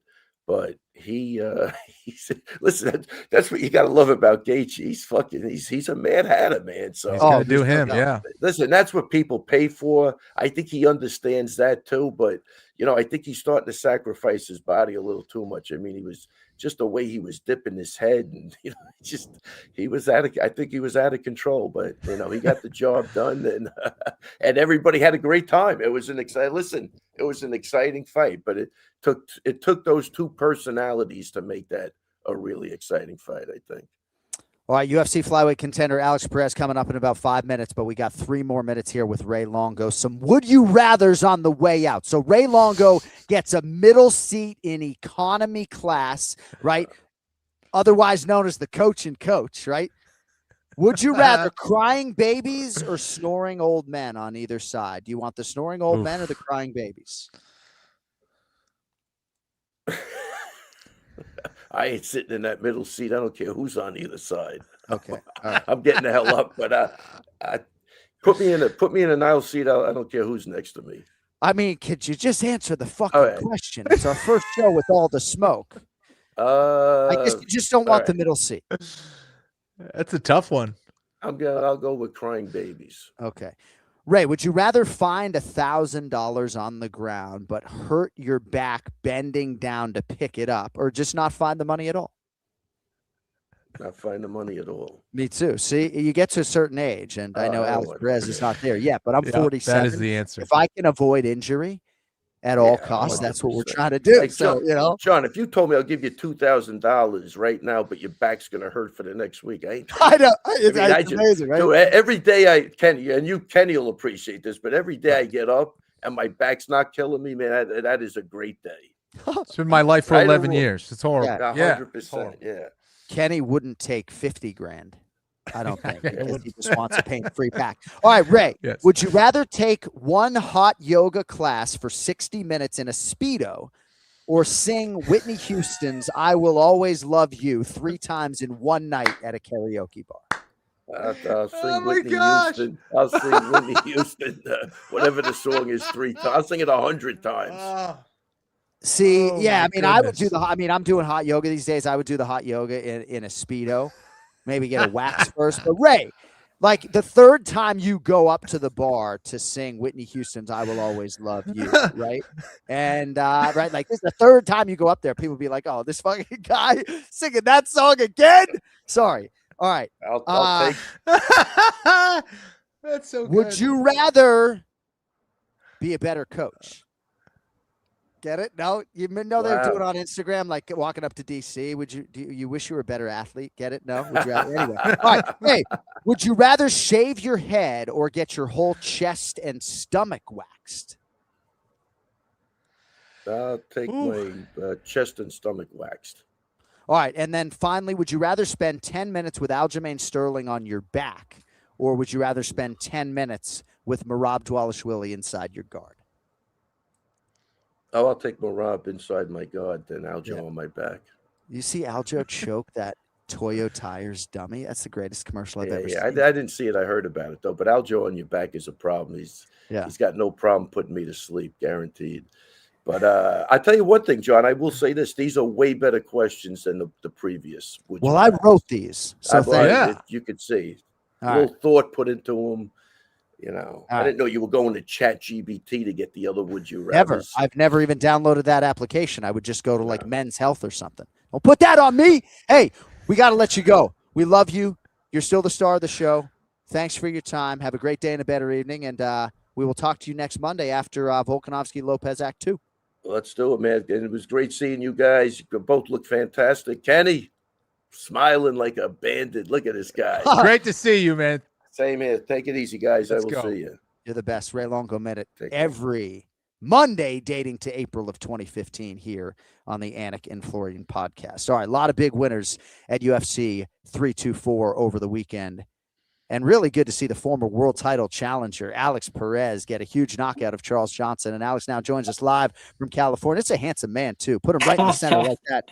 Hey, congrats on a big win, man. You know, for those who have been tracking you dating to your title fight in 2020 and some of the knee injuries and everything else, it felt really good to see you sort of put it on CJ like that. So congratulations, man. How's it feel to be out the other side? Thank you. It feels good. It's been a while. You know, the last one was Nicolau, you know, and then, you know, Asu, I thought I was up, you know, I get beat in that fight. And then, you know, just to be on the other side feels amazing. A lot of hard work put into it, a lot of dedication from just not me, but my whole family, team, you know, wife, everybody putting up with me during these miserable months of dieting and stuff and holidays. So, yeah, you know, it's a big win for everybody. So I guess since you brought up the diet, we'll address the weight miss. You know, it appears as though maybe you didn't get the $25,000 finish bonus because you didn't make weight. And obviously that made you bonus ineligible. But what went into that? And, you know, I guess, will you do to make sure that in 3 or 4 months that doesn't rear its ugly head again? Honestly, just don't take a fight so quick. You know, I fought in Doha at the end of November. I come back, you know, me and my wife, we end up going to Italy for the week, you know, come back and like, hey, you know, I had asked for a fight like end of February, beginning of March. They come back with, you know, 8 charges on it at the beginning of the year. And I'm like, beggars can't be choosers, you know. I was down. That was my last fight, my contract. My weight was good. I actually came in a fight week around the same weight, you know, maybe like 0.3 heavier than I was when I landed in Doha. I just think just the back-to-back camps, I think my body just started fighting it. I ended up breaking out with shingles 2 weeks ago. Oh, So man. shingles all over my neck and stuff. Couldn't Dude. train for about 2 weeks, 2.5 weeks. I think just the body was so stressed out from trying to make weight back to back. No excuses. I'm professional. I took the fight. I should have waited. Same thing happened when I fought Matt Chanel. We were supposed to fight in December, and then something happened at the scout with him where he couldn't pass his medicals, and then I ended up Right. jumping right back on the wagon real quick and ended up missing weight. So I should have learned from that. My ego took me over, and I was like, yeah, I can make the weight. I can make the weight. I came in a fight week, and you know, it got down to the point where we're down. I think we're like 3 over in the morning. I was like, okay, we can do this.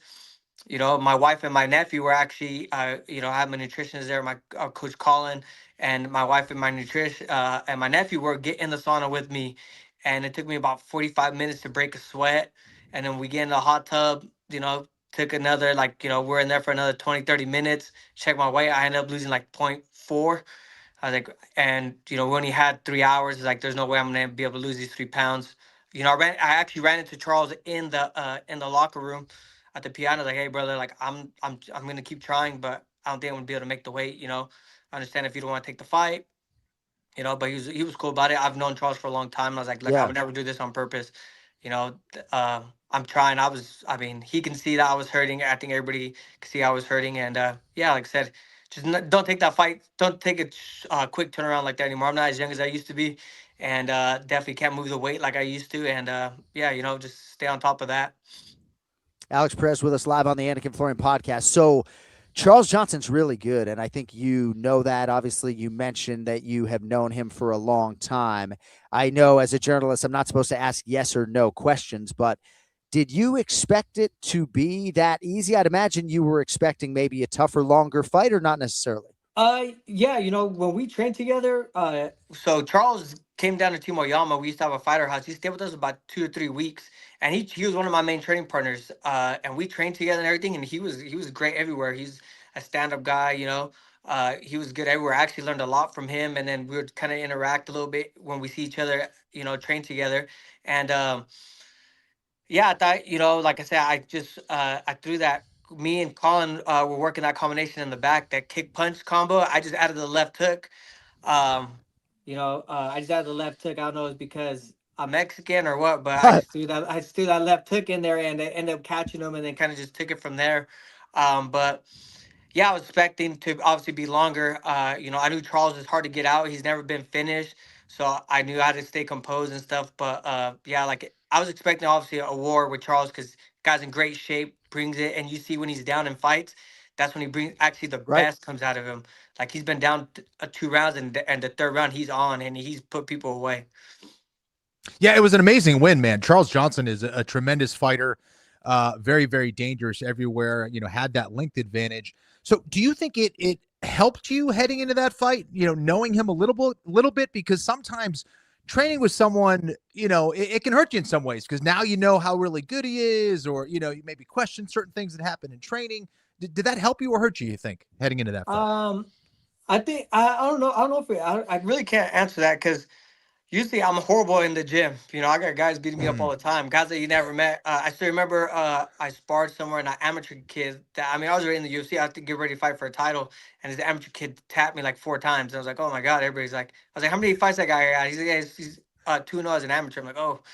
So in the gym, you really don't get like Right. the real, like some people perform when the lights are on. I guess once I'm in there, I kind of just zone out. But like I did take a lot from when we trained together, because like I said, he would put some lickings on me. He would get on me, and I was like, man, like geez, this guy's good, but I can't really say if it really helped me or not. Kind of just zoned out. Yeah, it didn't look it, man. You went in there confident, started off hot. That left hook was nasty. Dude. So, and you're stacking some wins now, and you have a name, and you've fought for the world championship before. I guess the real challenge for you is just being able to make the weight and make it consistently, because it seems like with Joshua Van, at least right now, and I don't know how you feel, Alex, about the division, but that maybe things might move here quickly. I don't know that they're going to wait for Pantoja, and what do you make? I mean, we got another Moreno main event coming up. Like, what do you make of the division now that you have this huge result behind you? The division is live, I think Yeah, the dude. division is one of the best divisions, what I mean, where we go, yes, we go 15 minutes, but it's exciting usually top to bottom, all those 15 minutes. I think the division is great right now. Like, I'm not in the top heap, so I'm not really worried about what's going to happen with Pantoja and those guys yet. But, I mean, I got some, I know they kind of book kind of like quarterly and stuff. So I know I Right. see Amir and Haraguchi are fighting, right? Yep. So I've got my eye on that one. I know a couple other guys are coming back from injury and stuff like that. So just kind of put my name in the hat for some of these fights coming up, and just trying to stay ready, get healed up, get back. I'm gonna do all the testing at the UFC PI, this upcoming week, so that we can get everything dialed in. And yeah, just, I mean, honestly, my resume shows I've fought the best of the best guys in the division. Davison, Pantoja, Makayev, Benavidez, Asu. Like, the guys I've lost to are the top guys in the division. So I mean, I'm not really worried about who they give me. I feel I match up very well with anybody and everybody in the division. I can wrestle, I can grapple, I can keep it on the feet if I want to. So I'm just excited how the division's getting all these eyes on them, because it helps me in the long run, put more eyes on me and put more money in my pocket. Well, and as Joe Rogan was saying on the broadcast, you're still a young man, right? Things happen for you pretty quickly, right? Like, I bet when you think back to the global pandemic and fighting for the title, and you think about all the adversity that you've experienced since and the highs and lows, you must feel like the maturation process has been pretty marked in these 6 years. Yeah, man, it's been a crazy ride. Had a lot of ups and downs. I've been like, it's cliche to say, the highs of highs and lows of lows, and the sport would do this to you, but when it gives it to you, it gives it to you good on either end. But I'm grateful for everything, because without this, I wouldn't have what I have today. I have my business, I have my 2 houses, I have my wife, I have my son, I have my family. Like, this sport has given me everything in the world. Some of my best friends, like my management, Iridium Sports Agency. I've known them since I was 14 years old. Man, Wow. yeah. So I coached his son in wrestling when he was started 4. Now my nephew's coaching my son in wrestling now that he's 4. So it's like full circle. So MMA and the MMA, and especially the UFC, has given me everything in the world. And like I said, I'm blessed to be living my dream. And you still got Acai Republic? Is that the business? Yep. Yeah. Still got my Acai Republic out in Orange Almost County. Yeah. Yeah, See, you knock a dude out so quickly. You don't give us play-by-play guys a chance to shout out your business. But, hey, congrats on the win, man. And I know you're a professional and you're going to nip those weight issues in the bud. And it's all in front of you now. I think you used the perfect adjective to describe the flyweight division. It is live, and you factor prominently in it. So thank you for the time, and enjoy the fruits of your labor, brother. We'll probably see you in a few months. Hey, thank you guys so much. Appreciate you guys having me. All right, there Alex, he is. congrats, man. Flyweight contender. Thank you guys. Alex Perez with us here on the Anik and Florian podcast. I had actually forgot about the weight miss and how it might factor into that finish bonus, but he's a really good dude, and I just think it's challenging. One thing that I should have said is hot yoga. I'm telling you, I feel like all these fighters should be doing hot yoga once a week. It's changed Not in my Speedos, life. though. Not in No, Speedos. I don't do it in a Speedo. That's for sure. I wear more clothing than any man that's ever taken hot yoga before. I wonder if RJ Clifford likes hot yoga. Now joining us, a man who is going to be a regular contributor to the Anik and Florian podcast here in 2026, depending on his schedule, of course. RJ Clifford, birth name Randall, television name RJ, mixed martial arts powerhouse analyst, former wrestler, former professional fighter, all around good egg. It's great to see you. And dressed up. RJ.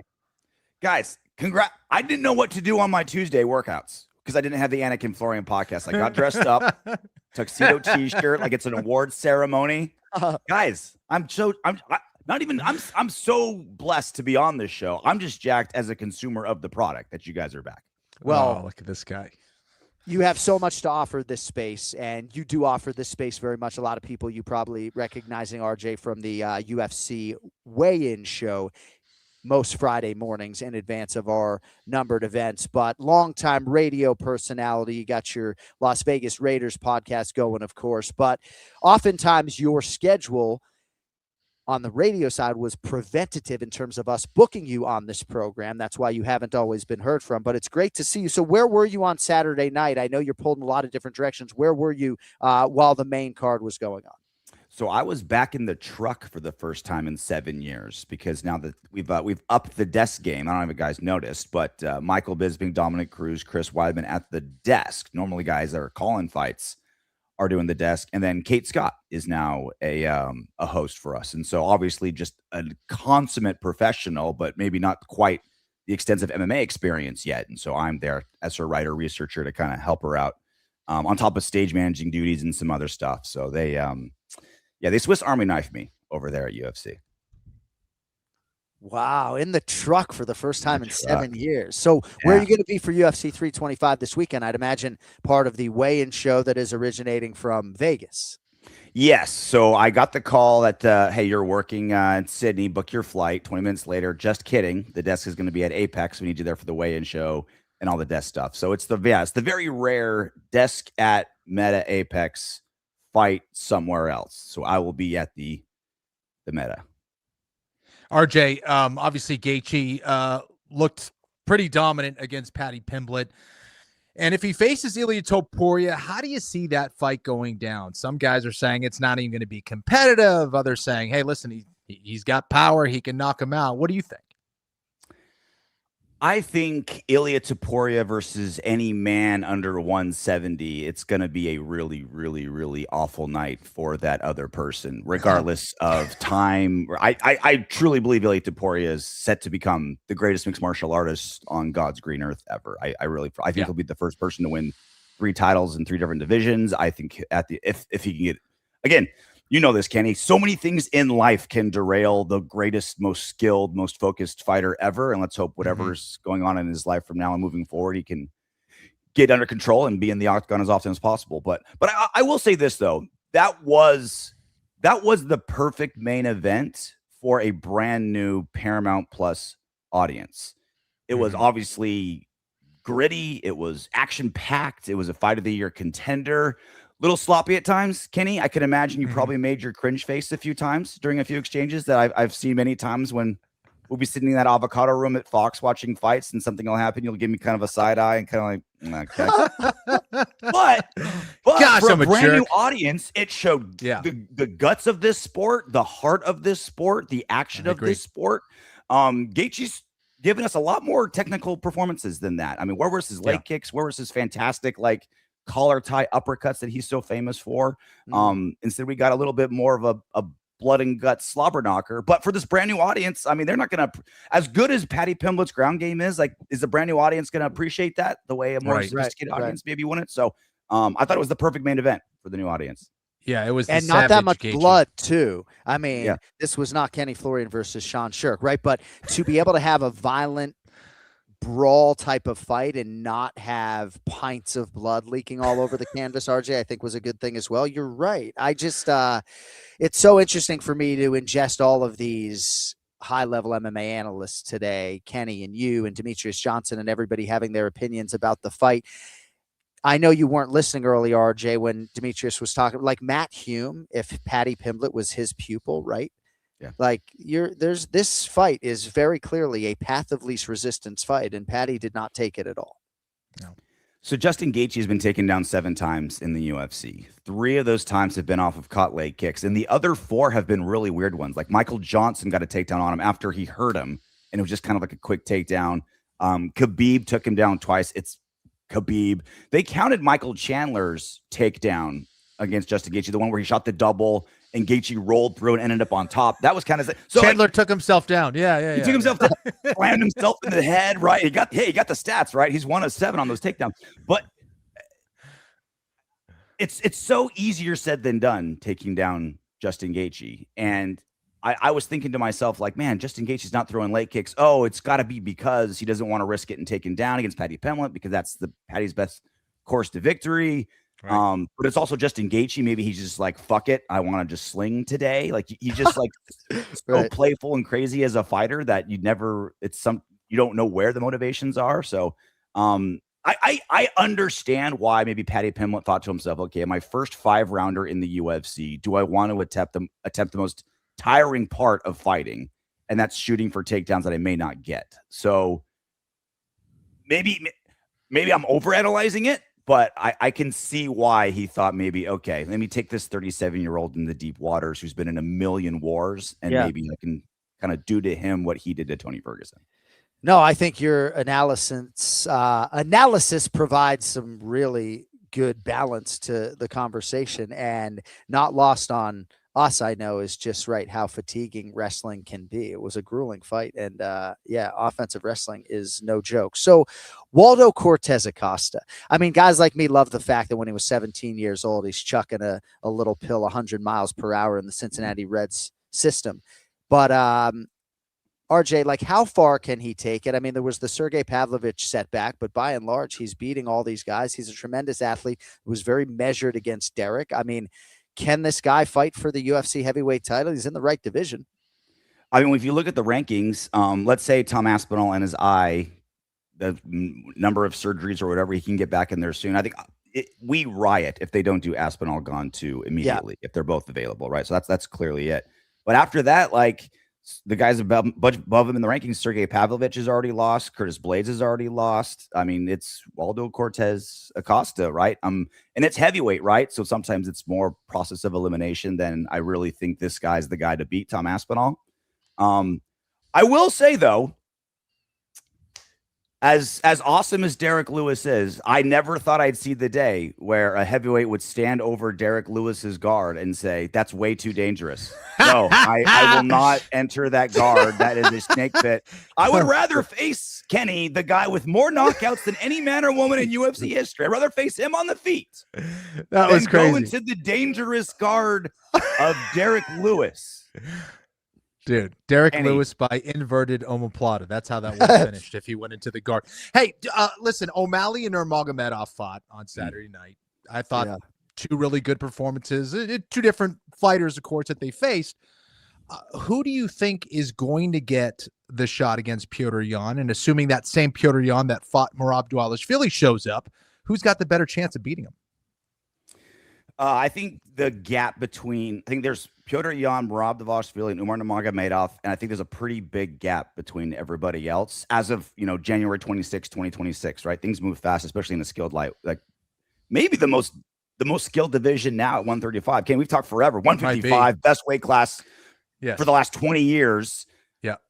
135 might be taking that mantle, right? It is deep. So I agree. When you're talking about skilled guys like Corey Sandhagen, like, oh man, they're light years away from being the best. Like, that is a deep weight class. I think so.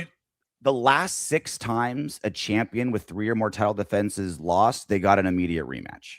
So if Merab Dvalishvili doesn't get an immediate rematch, it would break kind of that tradition. With the UFC is pretty good about, hey, if you've held that belt for a long time, defended a lot of time, many times, you deserve to get right back in there after. So I think they'll do that. Okay.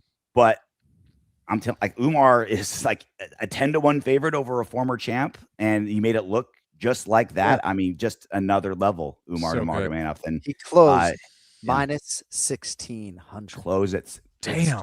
Easy. Crazy. So a ton of money came in the last 2 days on a 10-1 favorite. And it's just outrageous. Yeah, I think a lot of people just tie in Umar to every single parlay that they put on paper. But you do bring up an interesting point about 135 pounds, because the three of us are lightweight apologists, and it's an easy thing to apologize for. But part of the reason why for my pay-per-view open this past weekend, or my numbered event open, why I didn't say unequivocally that lightweight has been the best division is because I kept thinking about bantamweight, and guys like Corey Sandhagen and Mario Bautista, to me, is good enough to be a world champion right now. I mean, he fought Umar brilliantly toe-to-toe, and I can't wait to see him headline against Vinicius Oliveira here in a few weeks. But it'll be interesting to see what they do. I do believe that Merab Dvalishvili, when we talk about like carrying the torch for the UFC, what he did in 2025, it doesn't even begin to describe carrying the torch. He literally put the entire promotion on his back. So when you add the circumstance of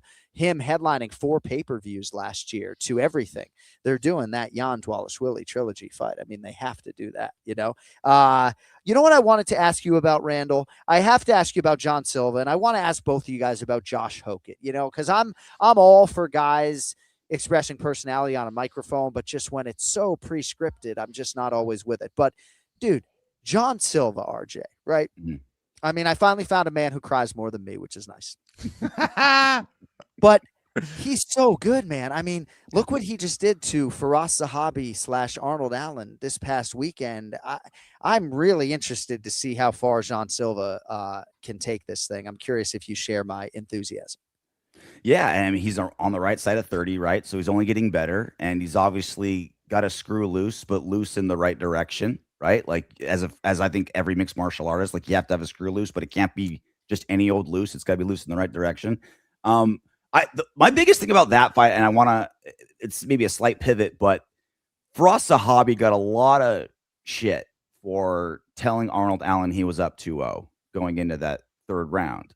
And I always say, like, 99.9% of the time, I will never come down on a corner man because you don't know what's going on in that camp and you don't know what's going on with that fighter. Like, there's certain fighters that if you tell them they're down 2-0, they just fall apart. They just like, oh my God, I'm losing. I just I get my own head. I just don't have any confidence. And on the flip side, if you tell fighters they're doing well, they're like, oh, I'm just going to coach. Like they respond to adversity. Like you'll never forget when Carlos Condit going into the a third round, and then his coach was just like, whatever it takes, whatever you got to do. And he comes back and gets the W, right? I think it was the first Rory McDonald fight. So it's hard for me to come down on a really experienced coach, Kenny, that you know very well, in Firas Zahabi, and say, like, what a stupid move, giving him kind of the wrong score going in, Kenny. Like, I don't know where you're at with this, but like, short of just like, I don't know, just beratement, like it is really, really hard for me, Kenny, to go in on a corner unless I have very intimate knowledge of the coach, the fighter in that camp. Yeah, I mean, gosh, I am always going to err on the side of caution when it comes to that. Like, if a round is close, I think it's really important to communicate that to a fighter and be like, we don't know how this fight is going. You could be down. We need to make sure we bag this round. So, yeah, that's a tough one. But you're right. So many different fighters respond differently. And one of the guys that I've cornered in the UFC used to tell me, don't tell me if I lose a round, because they'll lose confidence. So yeah, everyone's different, man. It's true. Yeah. I was the biggest head case fighting, Kenny. Like I remember my fifth fight, like I'm winning this fight, but every time I'd throw a right, my opponent would lean super far to the right. I didn't want to throw a head kick, and I kept getting taken down because my head kicks will make your eyes bleed. They're so terrible. And so in my corner, they're like, RJ, throw knees. They're doing everything right? Instead of the no, they're saying, here's an alternative, right? Throw the knee when you see that. Don't throw the kick. I'm like, got it. First exchange, right? Head kick, fall on my back. Like, I'm just a moron. I am uncoachable in a fight. And so, like, with that knowledge, I'm like, okay, like I get some coaches, they can't just say the facts. You have to be able to be another level and know your fighter. Yeah. Well, yeah. And I think the other thing is that a fighter's going to fight the way that they know. It's going to be very rare that they can just bring something to the table for the very first time, or something that's not natural to the way that they perform. So yeah, it's tricky. Yeah. And then also in that fight, my roommate at the time said if I won by head kick, he'd buy me a kegerator. So you wanted that. That was your motivation. Yeah. So that explains my overall MMA record in my career. So Ty Miller, young father of two, 25 years of age, wins a $100,000 performance bonus. And that makes a big difference, right? 50 grand, they take 17, you make 33 on the net, 100 grand.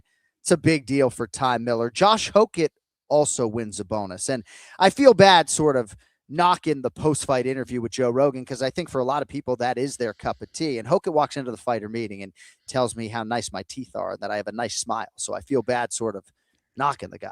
But yeah, I don't know, RJ. I guess for me, I mean, I appreciated some of the jokes in there, and I like the fact that he is trying to entertain the masses beyond the way he fights, which is very high level, I think, for a heavyweight. And he's got great coaches at Jackson Wink MMA Academy, but I don't know. I'm just not always loving like the scripted stuff. I'm more of like a Paddy Pimblett, Conor McGregor shoot from the hip type post-fight interview guy. Yeah, same. I think also though, as long as you're memorable, you're kind of half a notch above everyone else. Like it just, hey, I want to thank my camp. I want to thank my coaches. I'm I trained really hard. Hey, Dana, how about a bonus? Like, I if know, you do right. anything other than Yeah, that, don't I think beg for a bonus, whatever you do. yeah, like if you do anything other than that, you're already kind of like the worst you can get is a C- on my grade. But overall, I'm with you. Like when you can tell, like he was in the mirror that morning after a shower practicing it. It's kind of yeah, okay. Like, or it needs to be epic, right? Like Chael Sonnen, you could tell he rehearsed what he was gonna say, but it was so good. Oh, like, yeah, he exactly. didn't care, right? So you got to be one of if you're gonna sound rehearsed, it needs to be like an Oscar-worthy monologue. Like it needs to be like a few good men. You know what I'm saying? Like you got to be on the stand. Right. Did you order the code red? You're goddamn right. It has to be that good. Right. Hey, And how about the doubling the bonus? I thought for sure this was Dana's way of trying to get Kenny to come out of retirement. Like this was his way of luring him. Yes. But I don't think he knows how rich you are now, Kenny. So it's like 100K. It's like right. Thank you, but no thank you. Bitcoin would have to go so far down for Kenny to not just have money falling out. How much would Bitcoin have to be for you to have to come out of retirement? Stop. It is interesting though, because so many of us have been pining for a finish bonus for years. So as great as the $100,000 bonus is now, the fact that everybody's getting 25 grand if you put somebody away, I think is so overdue and so great. You know, hey, RJ, before I let you go, straight meritocracy, a lot of people take issue with the fact that Lerone Murphy or Movsar Evloev is being passed over and Diego Lopez is getting a second opportunity. But the fight, at least on paper right now, is minus 162 Volk, Diego Lopez plus 136. So it's close. I don't know if you can predict based upon your employment, but what is your forecast for this weekend before we let you fly? I think Alexander Volkanovski is in a really, I think the UFC put this together at this time, knowing Volkanovski's age, Diego Lopez's ascension, and then knowing, like you mentioned, the killers coming up, Movsar Evloev and Lerone Murphy. It's like, okay, this is it should be a fun fight. I can't tell you for sure who's going to win, but it looks awesome as hell. And Alexander Volkanovski being able to be the game planner that he is, to take advantage of dangerous, and reckless is the wrong word for Diego Lopez, but you know, he makes that gamble. Like, I'm going to be super aggressive and there's a counter there, but I'm making that calculated call, right? And I think we'll see a lot more of that with the bonuses doubling and the finish bonuses now a thing. So I think the timing is right for this rematch. And again, meritocracy, obviously. I feel like when Lerone Murphy won by spinning back elbow, it's like I thought that was the only thing keeping him from getting a title shot. He was undefeated. He's so slick. He's so good. Just kind of the holy shit moments kind of eluded him, and he got one in his last fight. So I thought for sure that would put him over the top. But I understand the timing of this matchup. Evloev and Murphy aren't going anywhere, and I think those two. I think we're going to see a championship trilogy between Evloev and Murphy at some point in the next 4 to 5 years. I think those two are just so good. Well, and RJ Clifford's not going anywhere either. You can see him on the UFC 325 official weigh-in show. What is that, Thursday night, I believe, this week? Thursday night for us West and East Coasters. Yes. All right. Hey, great to have you with us on the All the Smoke launch episode today. Plenty more where that came from in the future, brother. And I will see you at UFC 326, I guess, if not sooner. What a great name. All the Smoke. Perfect. Thanks for getting dressed up, by the way, too. Yeah, I did. I know. I like this, guys. Yeah, classy, and you like to have a good time. If I had a top hat, I would have worn Raiders hat and tuxedo T-shirt. It's like RJ's going to prom. Yeah. All right, buddy. Well, we'll let your win bag get a little respite. We'll see you on the weigh-in show Thursday. Thanks, buddy. Thanks, boys. RJ Clifford, Anik and Florian podcast, mixed martial arts contributor, joining us today here live as we continue with our launch episode on All the Smoke fight, and we go right back out to the guest line right now. I just needed 5 minutes with this man. I just needed 5 minutes today. That's all I asked for. He's got his own podcast now. Yeah. The newly minted UFC Hall of Famer. The induction ceremony will come at some point in 2026. It doesn't appear as though Dominick Cruz can hear us. So at some point he'll be able to hear us. But can you hear me, Cruzy? No, he can't hear me. Cody, maybe you can put him in the back. Dom, if you can hear me, maybe go out and come back in. So Dominick Cruz is one of my best friends on this broadcast team. And it came to my attention a few weeks ago that we were going to announce that Dom was going into the UFC Hall of Fame. And so I voiced a wild line sort of confidentially that the UFC could repurpose or whatever. But then I'm charged with writing a lead that I'm going to deliver in-house to announce Dom being in the Hall of Fame. And he is also going to hear this and then know that he's in the Hall of Fame. He's going to be up on the desk and it's going to be this big moment. And you heard me talk about it earlier with Demetrious Johnson. I felt like he was going to be super emotional. And I don't necessarily think he cried. Cruzy, can you hear me now? I got you. There we go. Bro, I just needed 5 minutes with you today to congratulate you on the announcement that this summer or at some point in 2026, you will be going into the UFC Hall of Fame. Now, I know you knew this was coming at some point in time. You didn't know if it was going to be 2026 or 2027 or whatever, right? But like 2 weeks ago, it crosses my wake. And I know I'm not going to like blow the surprise, but can you just describe what it was like in that moment? I mean, are you like even paying attention to what's going on?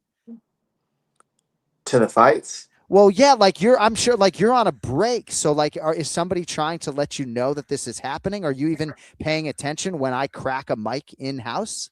No, I mean, I didn't know what was going on when I was there on the desk. They just kind of, you just start seeing this big video and then you're like, oh, they're going to do this thing that they've done for other people. You're like, oh, and you're just like, it's like winning. It did feel like winning the belt again in that brief moment because everybody's like looking up at you. And I was up on the top right. with at the Paramount desk. So it reminded me of when I was supposed to fight Cody Garbrandt and we were talking shit to each other at the top of the thing. It reminded me of winning the belt, and it reminded me of many different moments that I've been blessed to have. And it was cool that they do that for us fighters, that they give us a moment like that. I felt appreciated and respected for that, and that's very nice. How emotional did you get watching that, man? I mean, obviously, you retired, and then seeing that honor come through is something very, very special. But you were in analyst mode, so what were you feeling? Cry at all. It's everybody wants to see me like up there crying, right? It's not like I'm trying to hold it back, but it was kind of overwhelming. It was an overwhelming feeling. You're almost so overwhelmed the tears couldn't even come out. You're just like, what the hell is going on? This is crazy. Because it's a whole stadium of people and everything turns off. You know what I mean? So that's not a normal thing. You don't even feel that when you're fighting, like where everybody's just, it doesn't feel like that. So it was wild. I feel like that's what a comedian would feel like, or like a singer, or seriously, it was crazy. So Dominick Cruz has a new podcast, widely viewed. It's outstanding. Love and War. The episode with TJ Dillashaw is absolutely awesome. And I know you're going to chronicle this whole this whole experience on your podcast. We wanted to just bring you on to congratulate you. Now, I was looking up the pronunciation of your middle name, Rogelio, the night before, because you could be sure I was going to drop a Rogelio. And, there's nothing silent about that R, you don't turn that R to an H like Brazilian Portuguese. So, did I pronounce Dominick Rogelio? You did. Your pronunciation's perfect as always, and my dad would be proud. That's my dad's name. It's been passed down, so thanks. Yeah. I'll be proud. If he said Rogelio, I would have been like, what? I'm not talking to him anymore. That's it's interesting when I think back to you being up on the desk saying, bring it, talking about the Cody Garbrandt fight, or when they play the retirement package for you as you're an analyst and you turn around and thank the whole arena, but this is a particularly unique experience. And we were talking to Demetrious Johnson earlier, and his name's going to be called, I'm sure, in the not too distant future, but I was a little bit surprised that you didn't cry. I know you were in analyst mode. You got 25,000 fucking people looking at you, but have you had an emotional moment since, either talking to your mom? It doesn't sound like you've even sort of let this really resonate and marinate yet. I feel like part of what allows you to take things in is kind of having other people around you. So kind of this right now is probably the closest thing I've done to really assimilating it. I live alone. I'm gonna go drive up to LA to go do this podcast and talk about it. That will help me get through it. Yeah. Like think about it more and just assimilate it more. But I think that a lot of us really bring information in with our family, our friends, right? Like you talk about it, they tell you their experience too. And you know, I flew in from Vegas last night, so I'm just kind of like taking it in on my own today. And then as I talk about it with you and talk about it up in LA, I think it'll kick in more. But no, it's weird, Anik.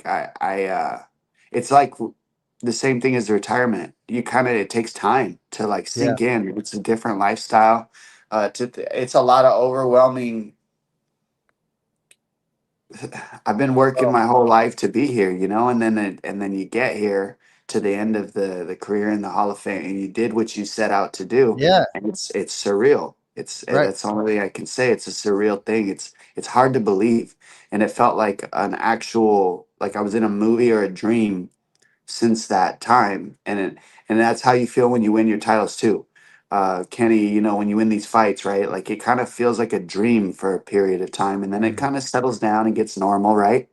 But that's kind of where I'm at. I don't know if I have completely taken it. I don't know how. If somebody can give me a book on how to do this, I would love it. Well, I really would. If you look back to 2006, and I said this to DJ earlier, what would you say to Dominick Cruz in 2006? You say you did it. I mean, you did it. You're the consensus greatest bantamweight of all time, and you're going into the UFC Hall of Fame.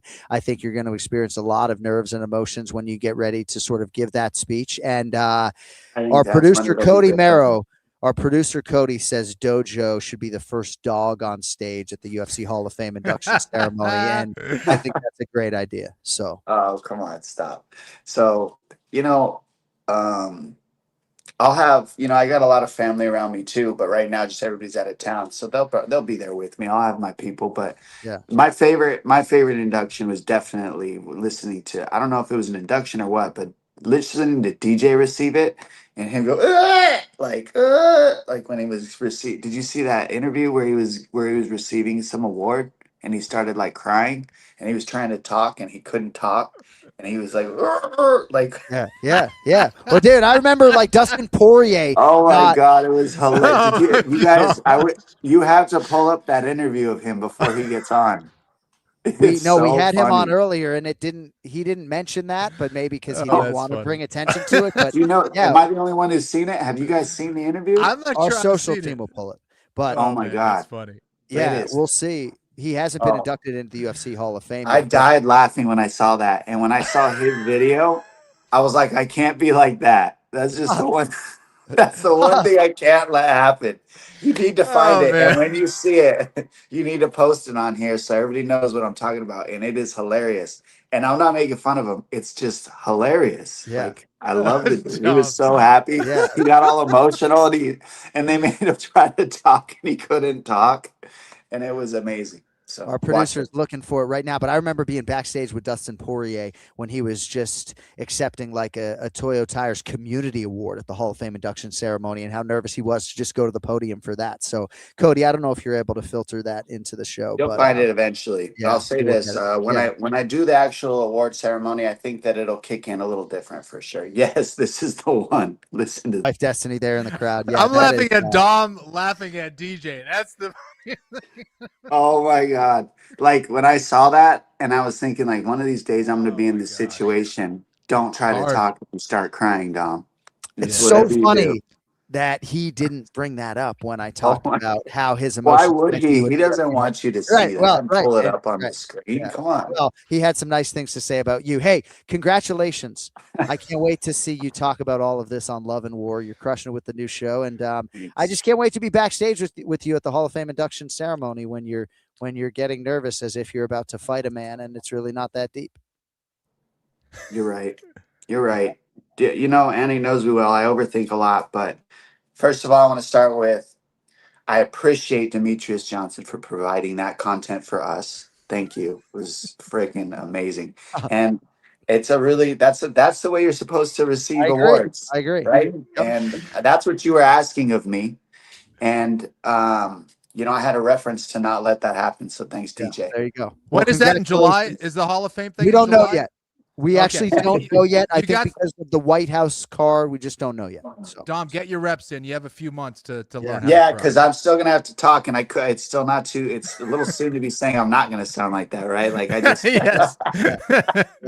Yeah. Congrats, dude. Careful. That was awesome. I might put something in your drink that makes you extra emotional.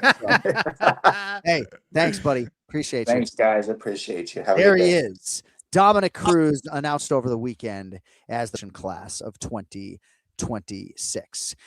All right, so the last time we did numbered events back to back, it was 2021. I went straight from Abu Dhabi to Madison Square Garden in New York, and what a treat to have UFC 324 last weekend. And coming up this weekend, there is only one UFC 325.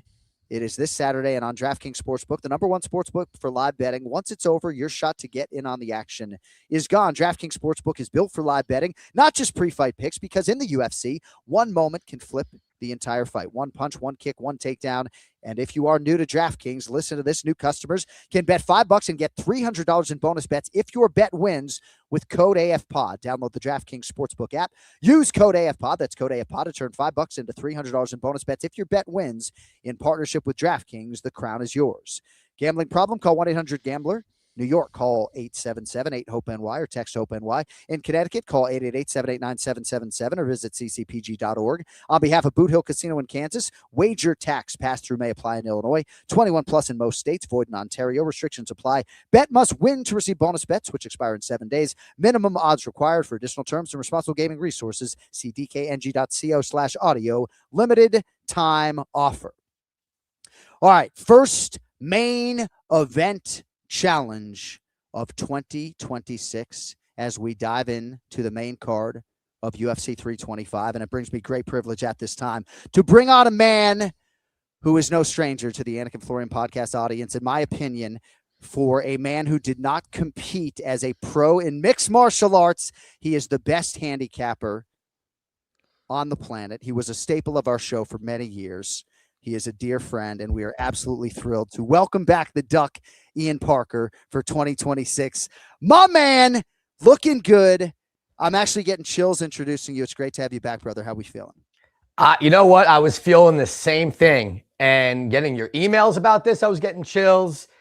And I just got to say, let's fucking go. I haven't cursed on a podcast or a show since I've done this show. I've had a lot of bottled up energy to be able to do that. I love you boys. You know, there's a saying, you can never go back home. Bullshit. I'm here. Let's do it. This feels way too good.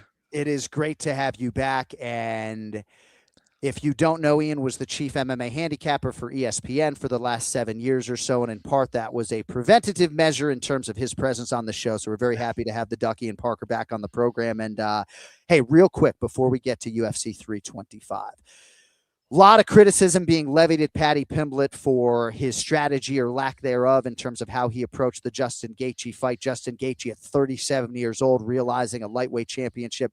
Just want to give you 30 seconds to sound off on the main event before we spin things forward.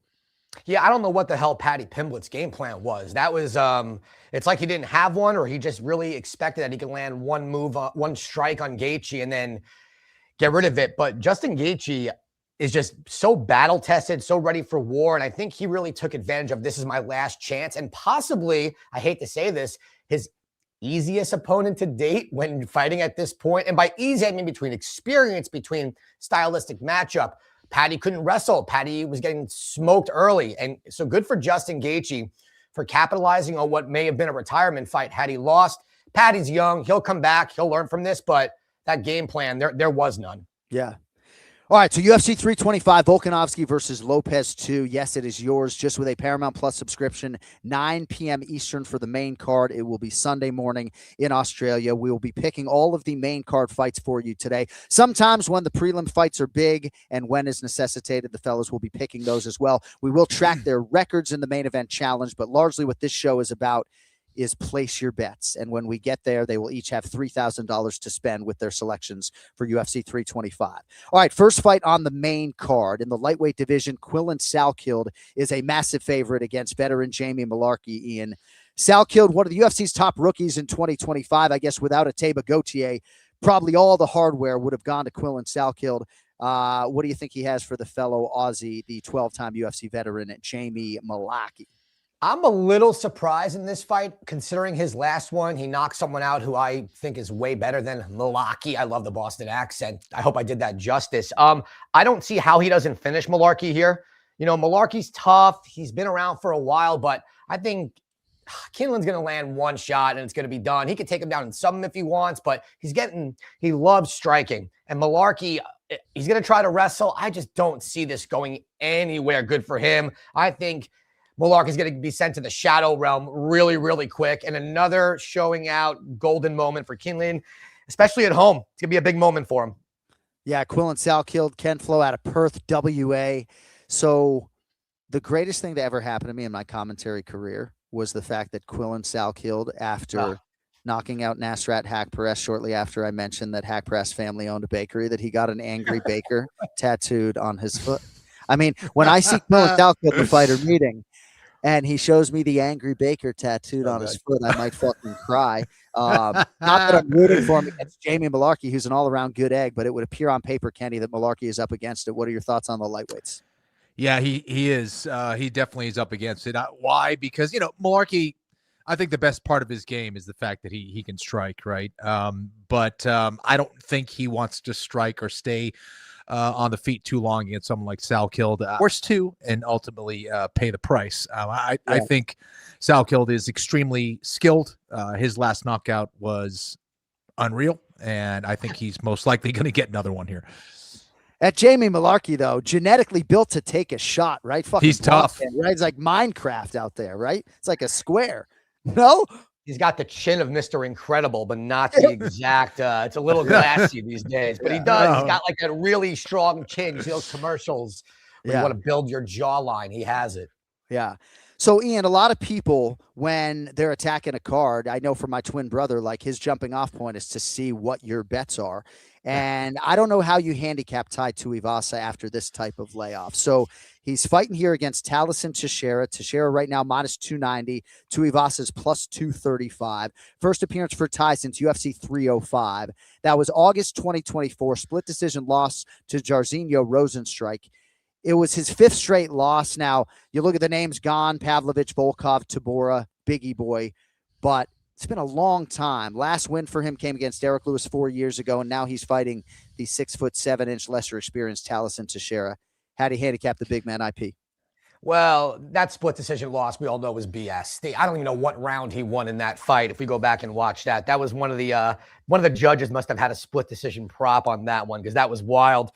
I think he's getting knocked out by Taliesin Teixeira. Teixeira got rushed into that Derek Lewis fight, I think because of just momentum and trying to fill the card a little bit. I think this is tailor-made for him. He could use his reach. He's got the power. Tuivasa, so much time out of there. I don't know what type of evolution in his game he's going to have, or I know Kenny, I remember improvement in his skills, not so much evolution. See, I remember everything we talked about. Yes. And, for Tai, it's just, listen, we all love Tai, especially in the heavyweight division. They can keep him on the roster forever, and we'll always love his intro. We'll love his style. He's getting knocked out bad. I wouldn't be shocked if it happened in round one. Yeah. So Teixeira, Kenny, he turned pro October of 2021. So still very much a developing fighter, was undefeated, of course, until the Black Beast got him last July. What do you make of the heavyweights? Teixeira about 3-1 right now. Yeah, man. It's Tai Tuivasa, man. He's very good. Very good guy. Very dangerous. Good to strike. But, man, Taliesin Teixeira, man. He's very good. Very good. I think. No, listen, man. Teixeira, I think he's got this one. He's a really good striker. He's tall. He's lanky. Tuivasa, he's been in a lot of wars. I think that he's got a shot. He's got a shot because he's got power, and he's definitely not going to be shy to trade. But I don't think he wants to do that against someone like Teixeira for too long. I think Teixeira is going to be the more skilled fighter. And yeah, I see him picking them apart. Fighter meetings should be pretty telling with Tai Tuivasa just in terms of his commitment. Did he go train in Dubai? Did he stay close to home? Usually when Tai Tuivasa's realized success, he has left the family. He has gone to Dubai, to United Arab Emirates to train. So we'll see what this training camp held for Tai Bam Bam Tuivasa. All right. Featured bout in the lightweight division, Mauricio Hufi.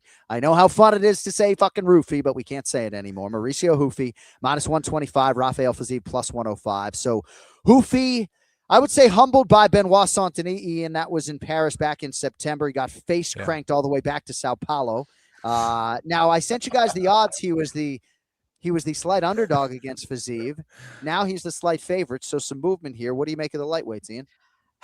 He was face cracked all the way back. He was so face cracked he had to leave his fight team. It's I mean, my God, it's like I couldn't imagine. He's sitting there going, no one taught me how to do this in the Fighting Nerds. This is terrible. Well, look, I don't this is a tough fight for him too. Obviously a little bit more tailor-made because I don't see Fiziev using wrestling.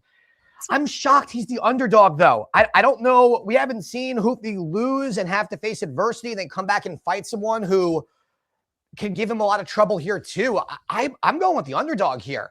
Until Houthi really shows us that it wasn't more of a hype thing, it's lesser fighters.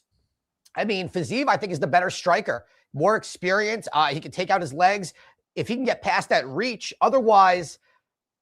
I thought it was going to be a little bit of like a -110 on each side, right? With Fiziev coming off his loss to Gaethje, but that's still a loss to Gaethje where he took the first round or second round. Yeah, I'm going with the underdog here. I don't like Houthi as a favorite in this fight. I don't care if it's striker. This is a prove it to me from Houthi, and this is not an easy task. Yeah, that's nicely laid out. I was way off. I wrote down Rafael Fiziev -180 when I don't disagree. I really don't. So yeah. I think for Fiziev, injuries oftentimes are part of the narrative. You don't know the relative health of his knees, his lower half. But Kenny, he's just such a special striker and so quick to twitch. The Ignacio Bahamondes win in Azerbaijan last June halts a 3-fight skid. It's crazy to think of Fiziev ever losing 3 in a row. Big fight here at 55, Kenny. Who takes it? Yeah, I think Fiziev is a special striker and he's a special athlete as well. The fact that he already is integrating takedowns at a pretty high level, I think shows what kind of athlete he is and what kind of martial artist he is. He's working on his game. He's trying to get better. Mauricio Houthi, if you ask me what his chances were prior to that last fight against Benoit Saint-Denis, I would say Houthi all day. I think that this guy has a ton of potential. Talk about athleticism. Talk about willingness to want to, throw a lot of flashy moves in there. I think that indicates a whole lot of confidence. But after that Benoit Saint-Denis fight, he has a long way to go when it comes to the grappling. And that is not something that just gets better camp to camp. It takes a lot of time. And now that the blueprint is out on how to beat someone like that, I don't love that for him. And Fiziev, you just look at the way, look at the guys that they faced in the UFC. It's just, you're talking about Fiziev, who's faced Rafael dos Anjos, Brad Riddell, Bobby Green, all these other guys, Bahamondes, and Rufi, Jamie Malarkey, Ryman Magomedov, and that's it. Like, that's pretty much it. And Benoit Saint-Denis is a really tough out, no question about it. But I don't know what his management and what his coaches are thinking taking this fight against Fiziev. I really don't. I like Fiziev here, and I like him big. Yeah. All right, Fiziev right now +105 on DraftKings Sportsbook. That brings us to the co-main event at lightweight. The aforementioned Benoit Saint-Denis -325 continues his seek and destroy mission here against Dan the Hangman Hooker, who is +260. How about Saint-Denis, right? I mean, what a response to a tough 2024. One of the true breakout guys last year, 3-0 on the year, beat Houthi, then Beneil Dariush in the fourth quarter. Probably as close to a title shot, Ian, as he's ever been. He's about a 3-1 favorite here against Dan Hooker this weekend in enemy territory, which he thrives in. What do you make of Saint-Denis here against Dan Hooker, kid? Well, I love that a guy like this has bounced back after the Poirier fight because there was something about him. There is something about him that the kids call it, right? The aura. I mean, he's got that intimidation factor. He goes out there and he fights like an absolute psychopath, but kind of controlled as well. And I think what we saw against Houthi before the Dariush fight was like, all right, he's back, right? He's going back to what he's really good at, which is closing the distance, taking you down, and just making you wish that you were not alive. And that is, that was just like Houthi couldn't get out of there fast enough, right? When that was all happening. I kind of think he's getting Dan Hooker at the best time also, right? Arman just went out there, dismantled him, subbed him. I kind of think Saint-Denis is going to use that same blueprint. And you got Dan Hooker, who everyone loves to watch fight, but now he's saying if I would have focused on business instead of fighting, I would have been way wealthier, better for my family. So it's kind of all these things are falling into place. The line on here, I think he's a 3-1 favorite, rightfully so. Give me Santini to win by submission. I can't imagine he's going to stand and bang and give Hooker any opportunity here. The blueprint's been there. Everyone who's beaten Hooker takes him down, subs him. Santini's going to come out. And what does he call himself? The Prince of War, God of War, whatever he wants to call himself. I'm not going to call him anything different because I'm terrified of him. But, geez, he's going to absolutely just – he's going to dominate this fight. He's not the Prince of Peace. He's not the Prince of Peace. No. Yeah. Never that. They call him the Olive Branch Captain. No. Dude, he is so intimidating. He really is. I asked him to come on the Anik and Florian podcast one time, and I think he sent an audio message back to me that he thought it would be better after the fight. And I said, thought you were going to say he was like, no. Yeah, exactly. He didn't come on the show, so maybe it was no, Jon Anik, not yet. But my goodness, man. I mean, and there was a time during Gaethje Pimblett where I'm thinking, man, I wonder what either of these men would do with Benoit Saint-Denis right now. I think this guy's going to fight for the lightweight championship at some point in time. So, yeah, Ian mentioned Kenny Dan Hooker's recent loss to Arman Tsarukyan in Qatar. That was only 2 months ago. Hooker did have momentum going in there. He had won 3 in a row, but odds makers suggested that he's up against it here against Benoit Saint-Denis. Kenny, who do you like in the co-main? This is obviously a very tough stylistic matchup for Dan Hooker, given the fact that Benoit Saint-Denis is a very good grappler. And like Ian said, is going back to his grappling roots to get it done. But I do think Dan's got a shot. You know, he is a little unorthodox with his striking, which can be difficult for some people in regards to finding your timing. Dan is certainly not going to give up easy. He's also going to be very motivated to get a win coming off a loss against Arman. However, you know, if fighting one of the Dagestanis is like fighting like in a meat grinder, fighting Benoit Saint-Denis is like, you know, fighting, you know, getting caught in a washing machine. Yeah, it's like, you know, you're just getting tossed around. You don't know what the hell's going on, upside down, you know, left, right. It's like, you know, he's just an absolute murderer. And, you know, it may not be the prettiest thing, but he will manhandle you and get it done by any means necessary, even if it means, you know, having to choke through your face. So I like Benoit Saint-Denis here. I think he's going to hit the takedown, get into a rhythm, you know, ground Hooker down, and then eventually get a submission. But I do think Dan's got a chance. I think it's probably early, though. All right, nicely done on the co-main event. Now we get to the main event, the rematch for the undisputed UFC Featherweight Championship.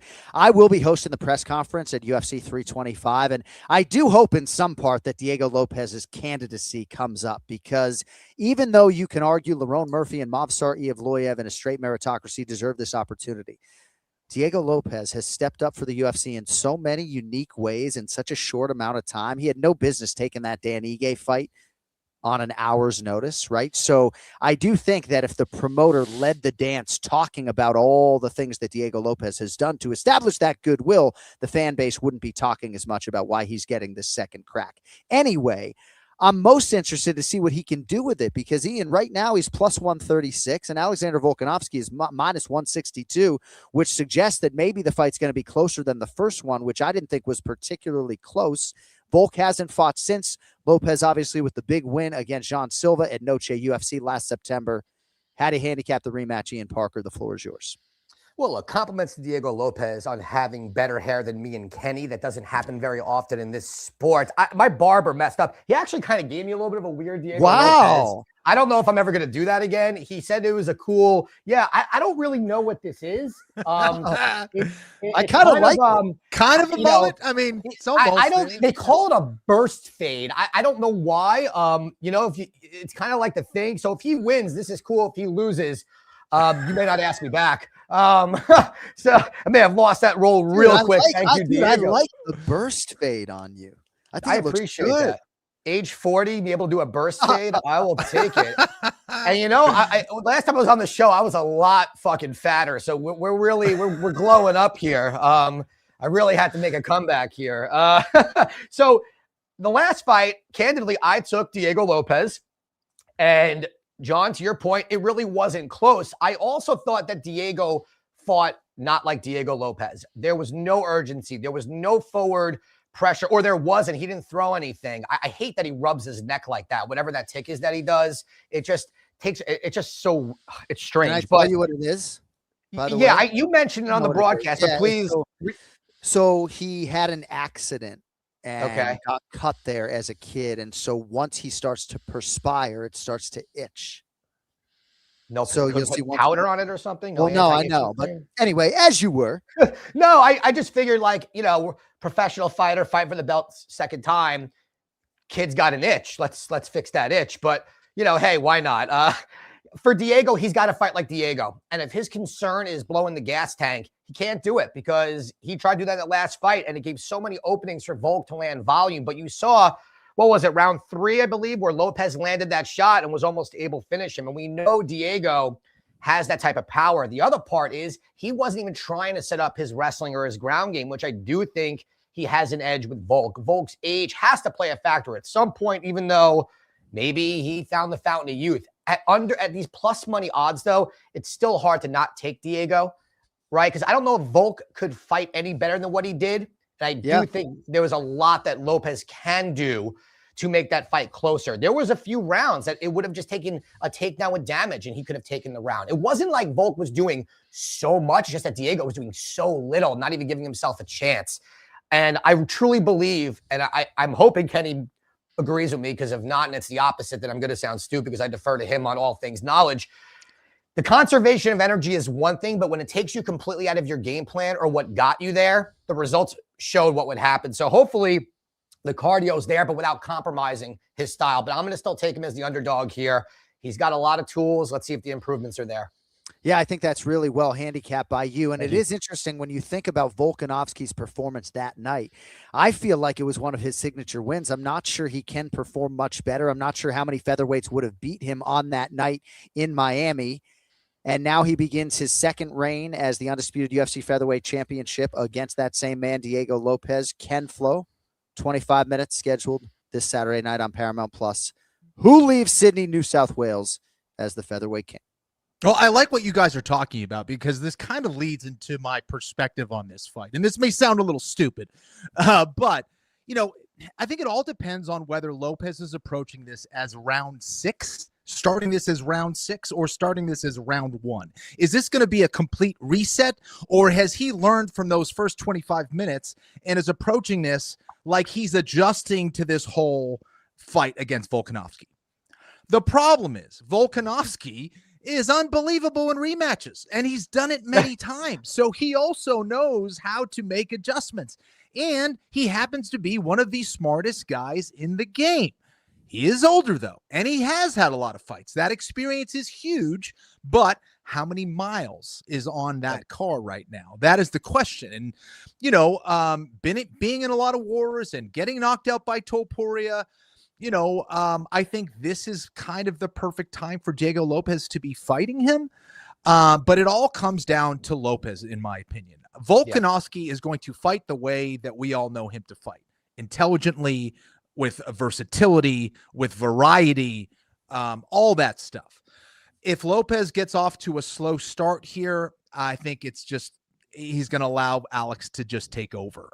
So I don't think he's going to have enough time, because if Alex does get hurt, he knows how to stay alive and clinch and do all those things.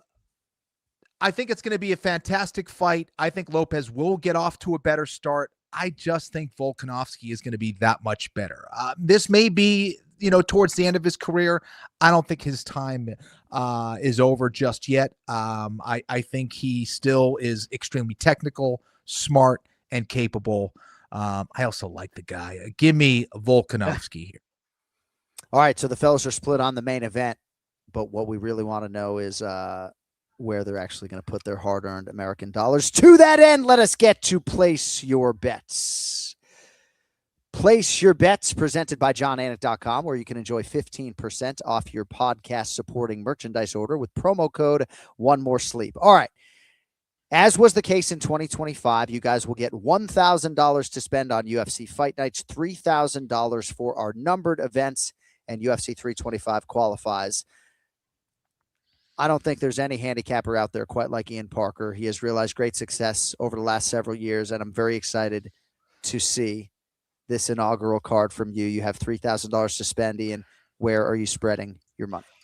Wow, I've never done the game like this before. I was hoping Kenny would lead off so I can. No, let's just fucking throw the duck in the deep end of the ocean. All right, let's see. Let's start with the main event. All right. Actually, let's go the other way. Let's go with Quinlan inside the distance. I don't know what that number is going to be. I think it's going to be like minus 200. My guess. If he's a minus 700, that number is going to be pretty healthy. I'm going to go $1,000 on him right there to get it done. You're going to have to put up enough money to do that. What was the next one? It was it Fazeev and Hoofy was the next one? Yep. You go anywhere you want on the entire card, but your first $1,000, just for the record, Quillen Salkeld inside the distance. That's correct. I'm just pulling up the odds to see if anything's changed, if I may. Oh, Talshin Teixeira. Let's go 500 on him to win by knockout. Let's go. You know what? I'm coming in hot. Give me 1,500 on Fazeev at plus money.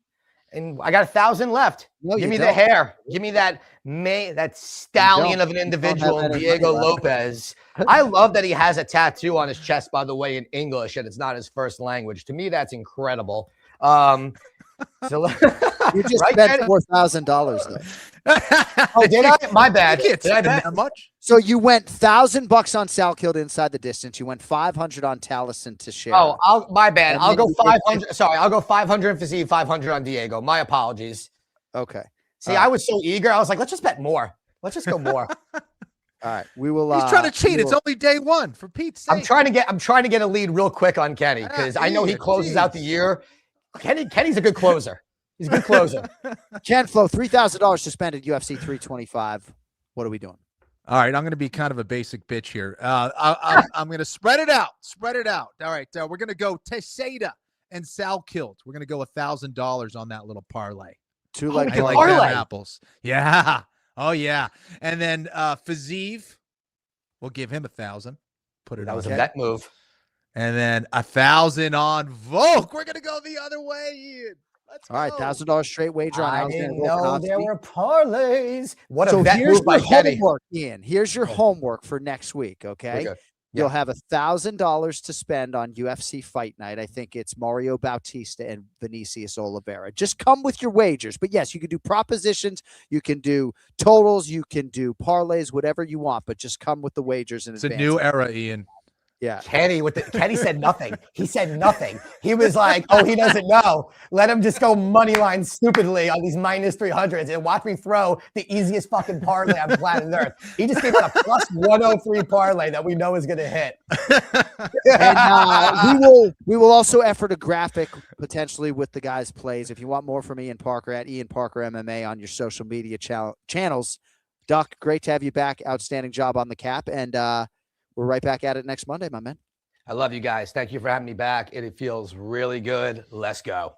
There he is, Ian Parker. See you, buddy. Handicapping for us for the main event challenge and place your bets. And Jason Anik running this whole business, probably going to text Parker like, you better fucking tighten up that 3K. What are we doing at the end of the show? And actually, I think his total bets only ended up 2,500, but we will clear that up in post. Speaking of Jason Anik, by the way, Dirty Boxing 5, DBX 5 on YouTube this Friday night in Houston, Texas. Nice. He'll be on the call with Andre Berto, Brendan Tobin, Platinum Mike Perry will be making the round, shooting tequila. I'm sure Jay will be doing the post-fight interviews. Check him out on that. Thank you to everybody at All the Smoke Productions and All the Smoke Fight. Brian Daly and everybody on down. Gabby, thank you so much. Nate, thanks to our guest, Demetrious Johnson, Dominick Cruz, Chris Weidman, Alex Perez, RJ Clifford, Ray Longo, Ian Parker. I am wheels up to Australia here in like 2 hours. And then we're going to be recapping the piss out of UFC 325 with you next Monday in our usual slot, 11 a.m. Eastern, right here on the Anik and Florian Podcast YouTube channel and All the Smoke Fight. Thanks to all of our producers behind the scene. Of course, Cody Merrill, our live producer. With that, for Ken Flom, Jon Anik. Thank you all for watching and listening. Tell your mom, tell your friends. We'll talk to you next Monday. Until then, yo fucking late.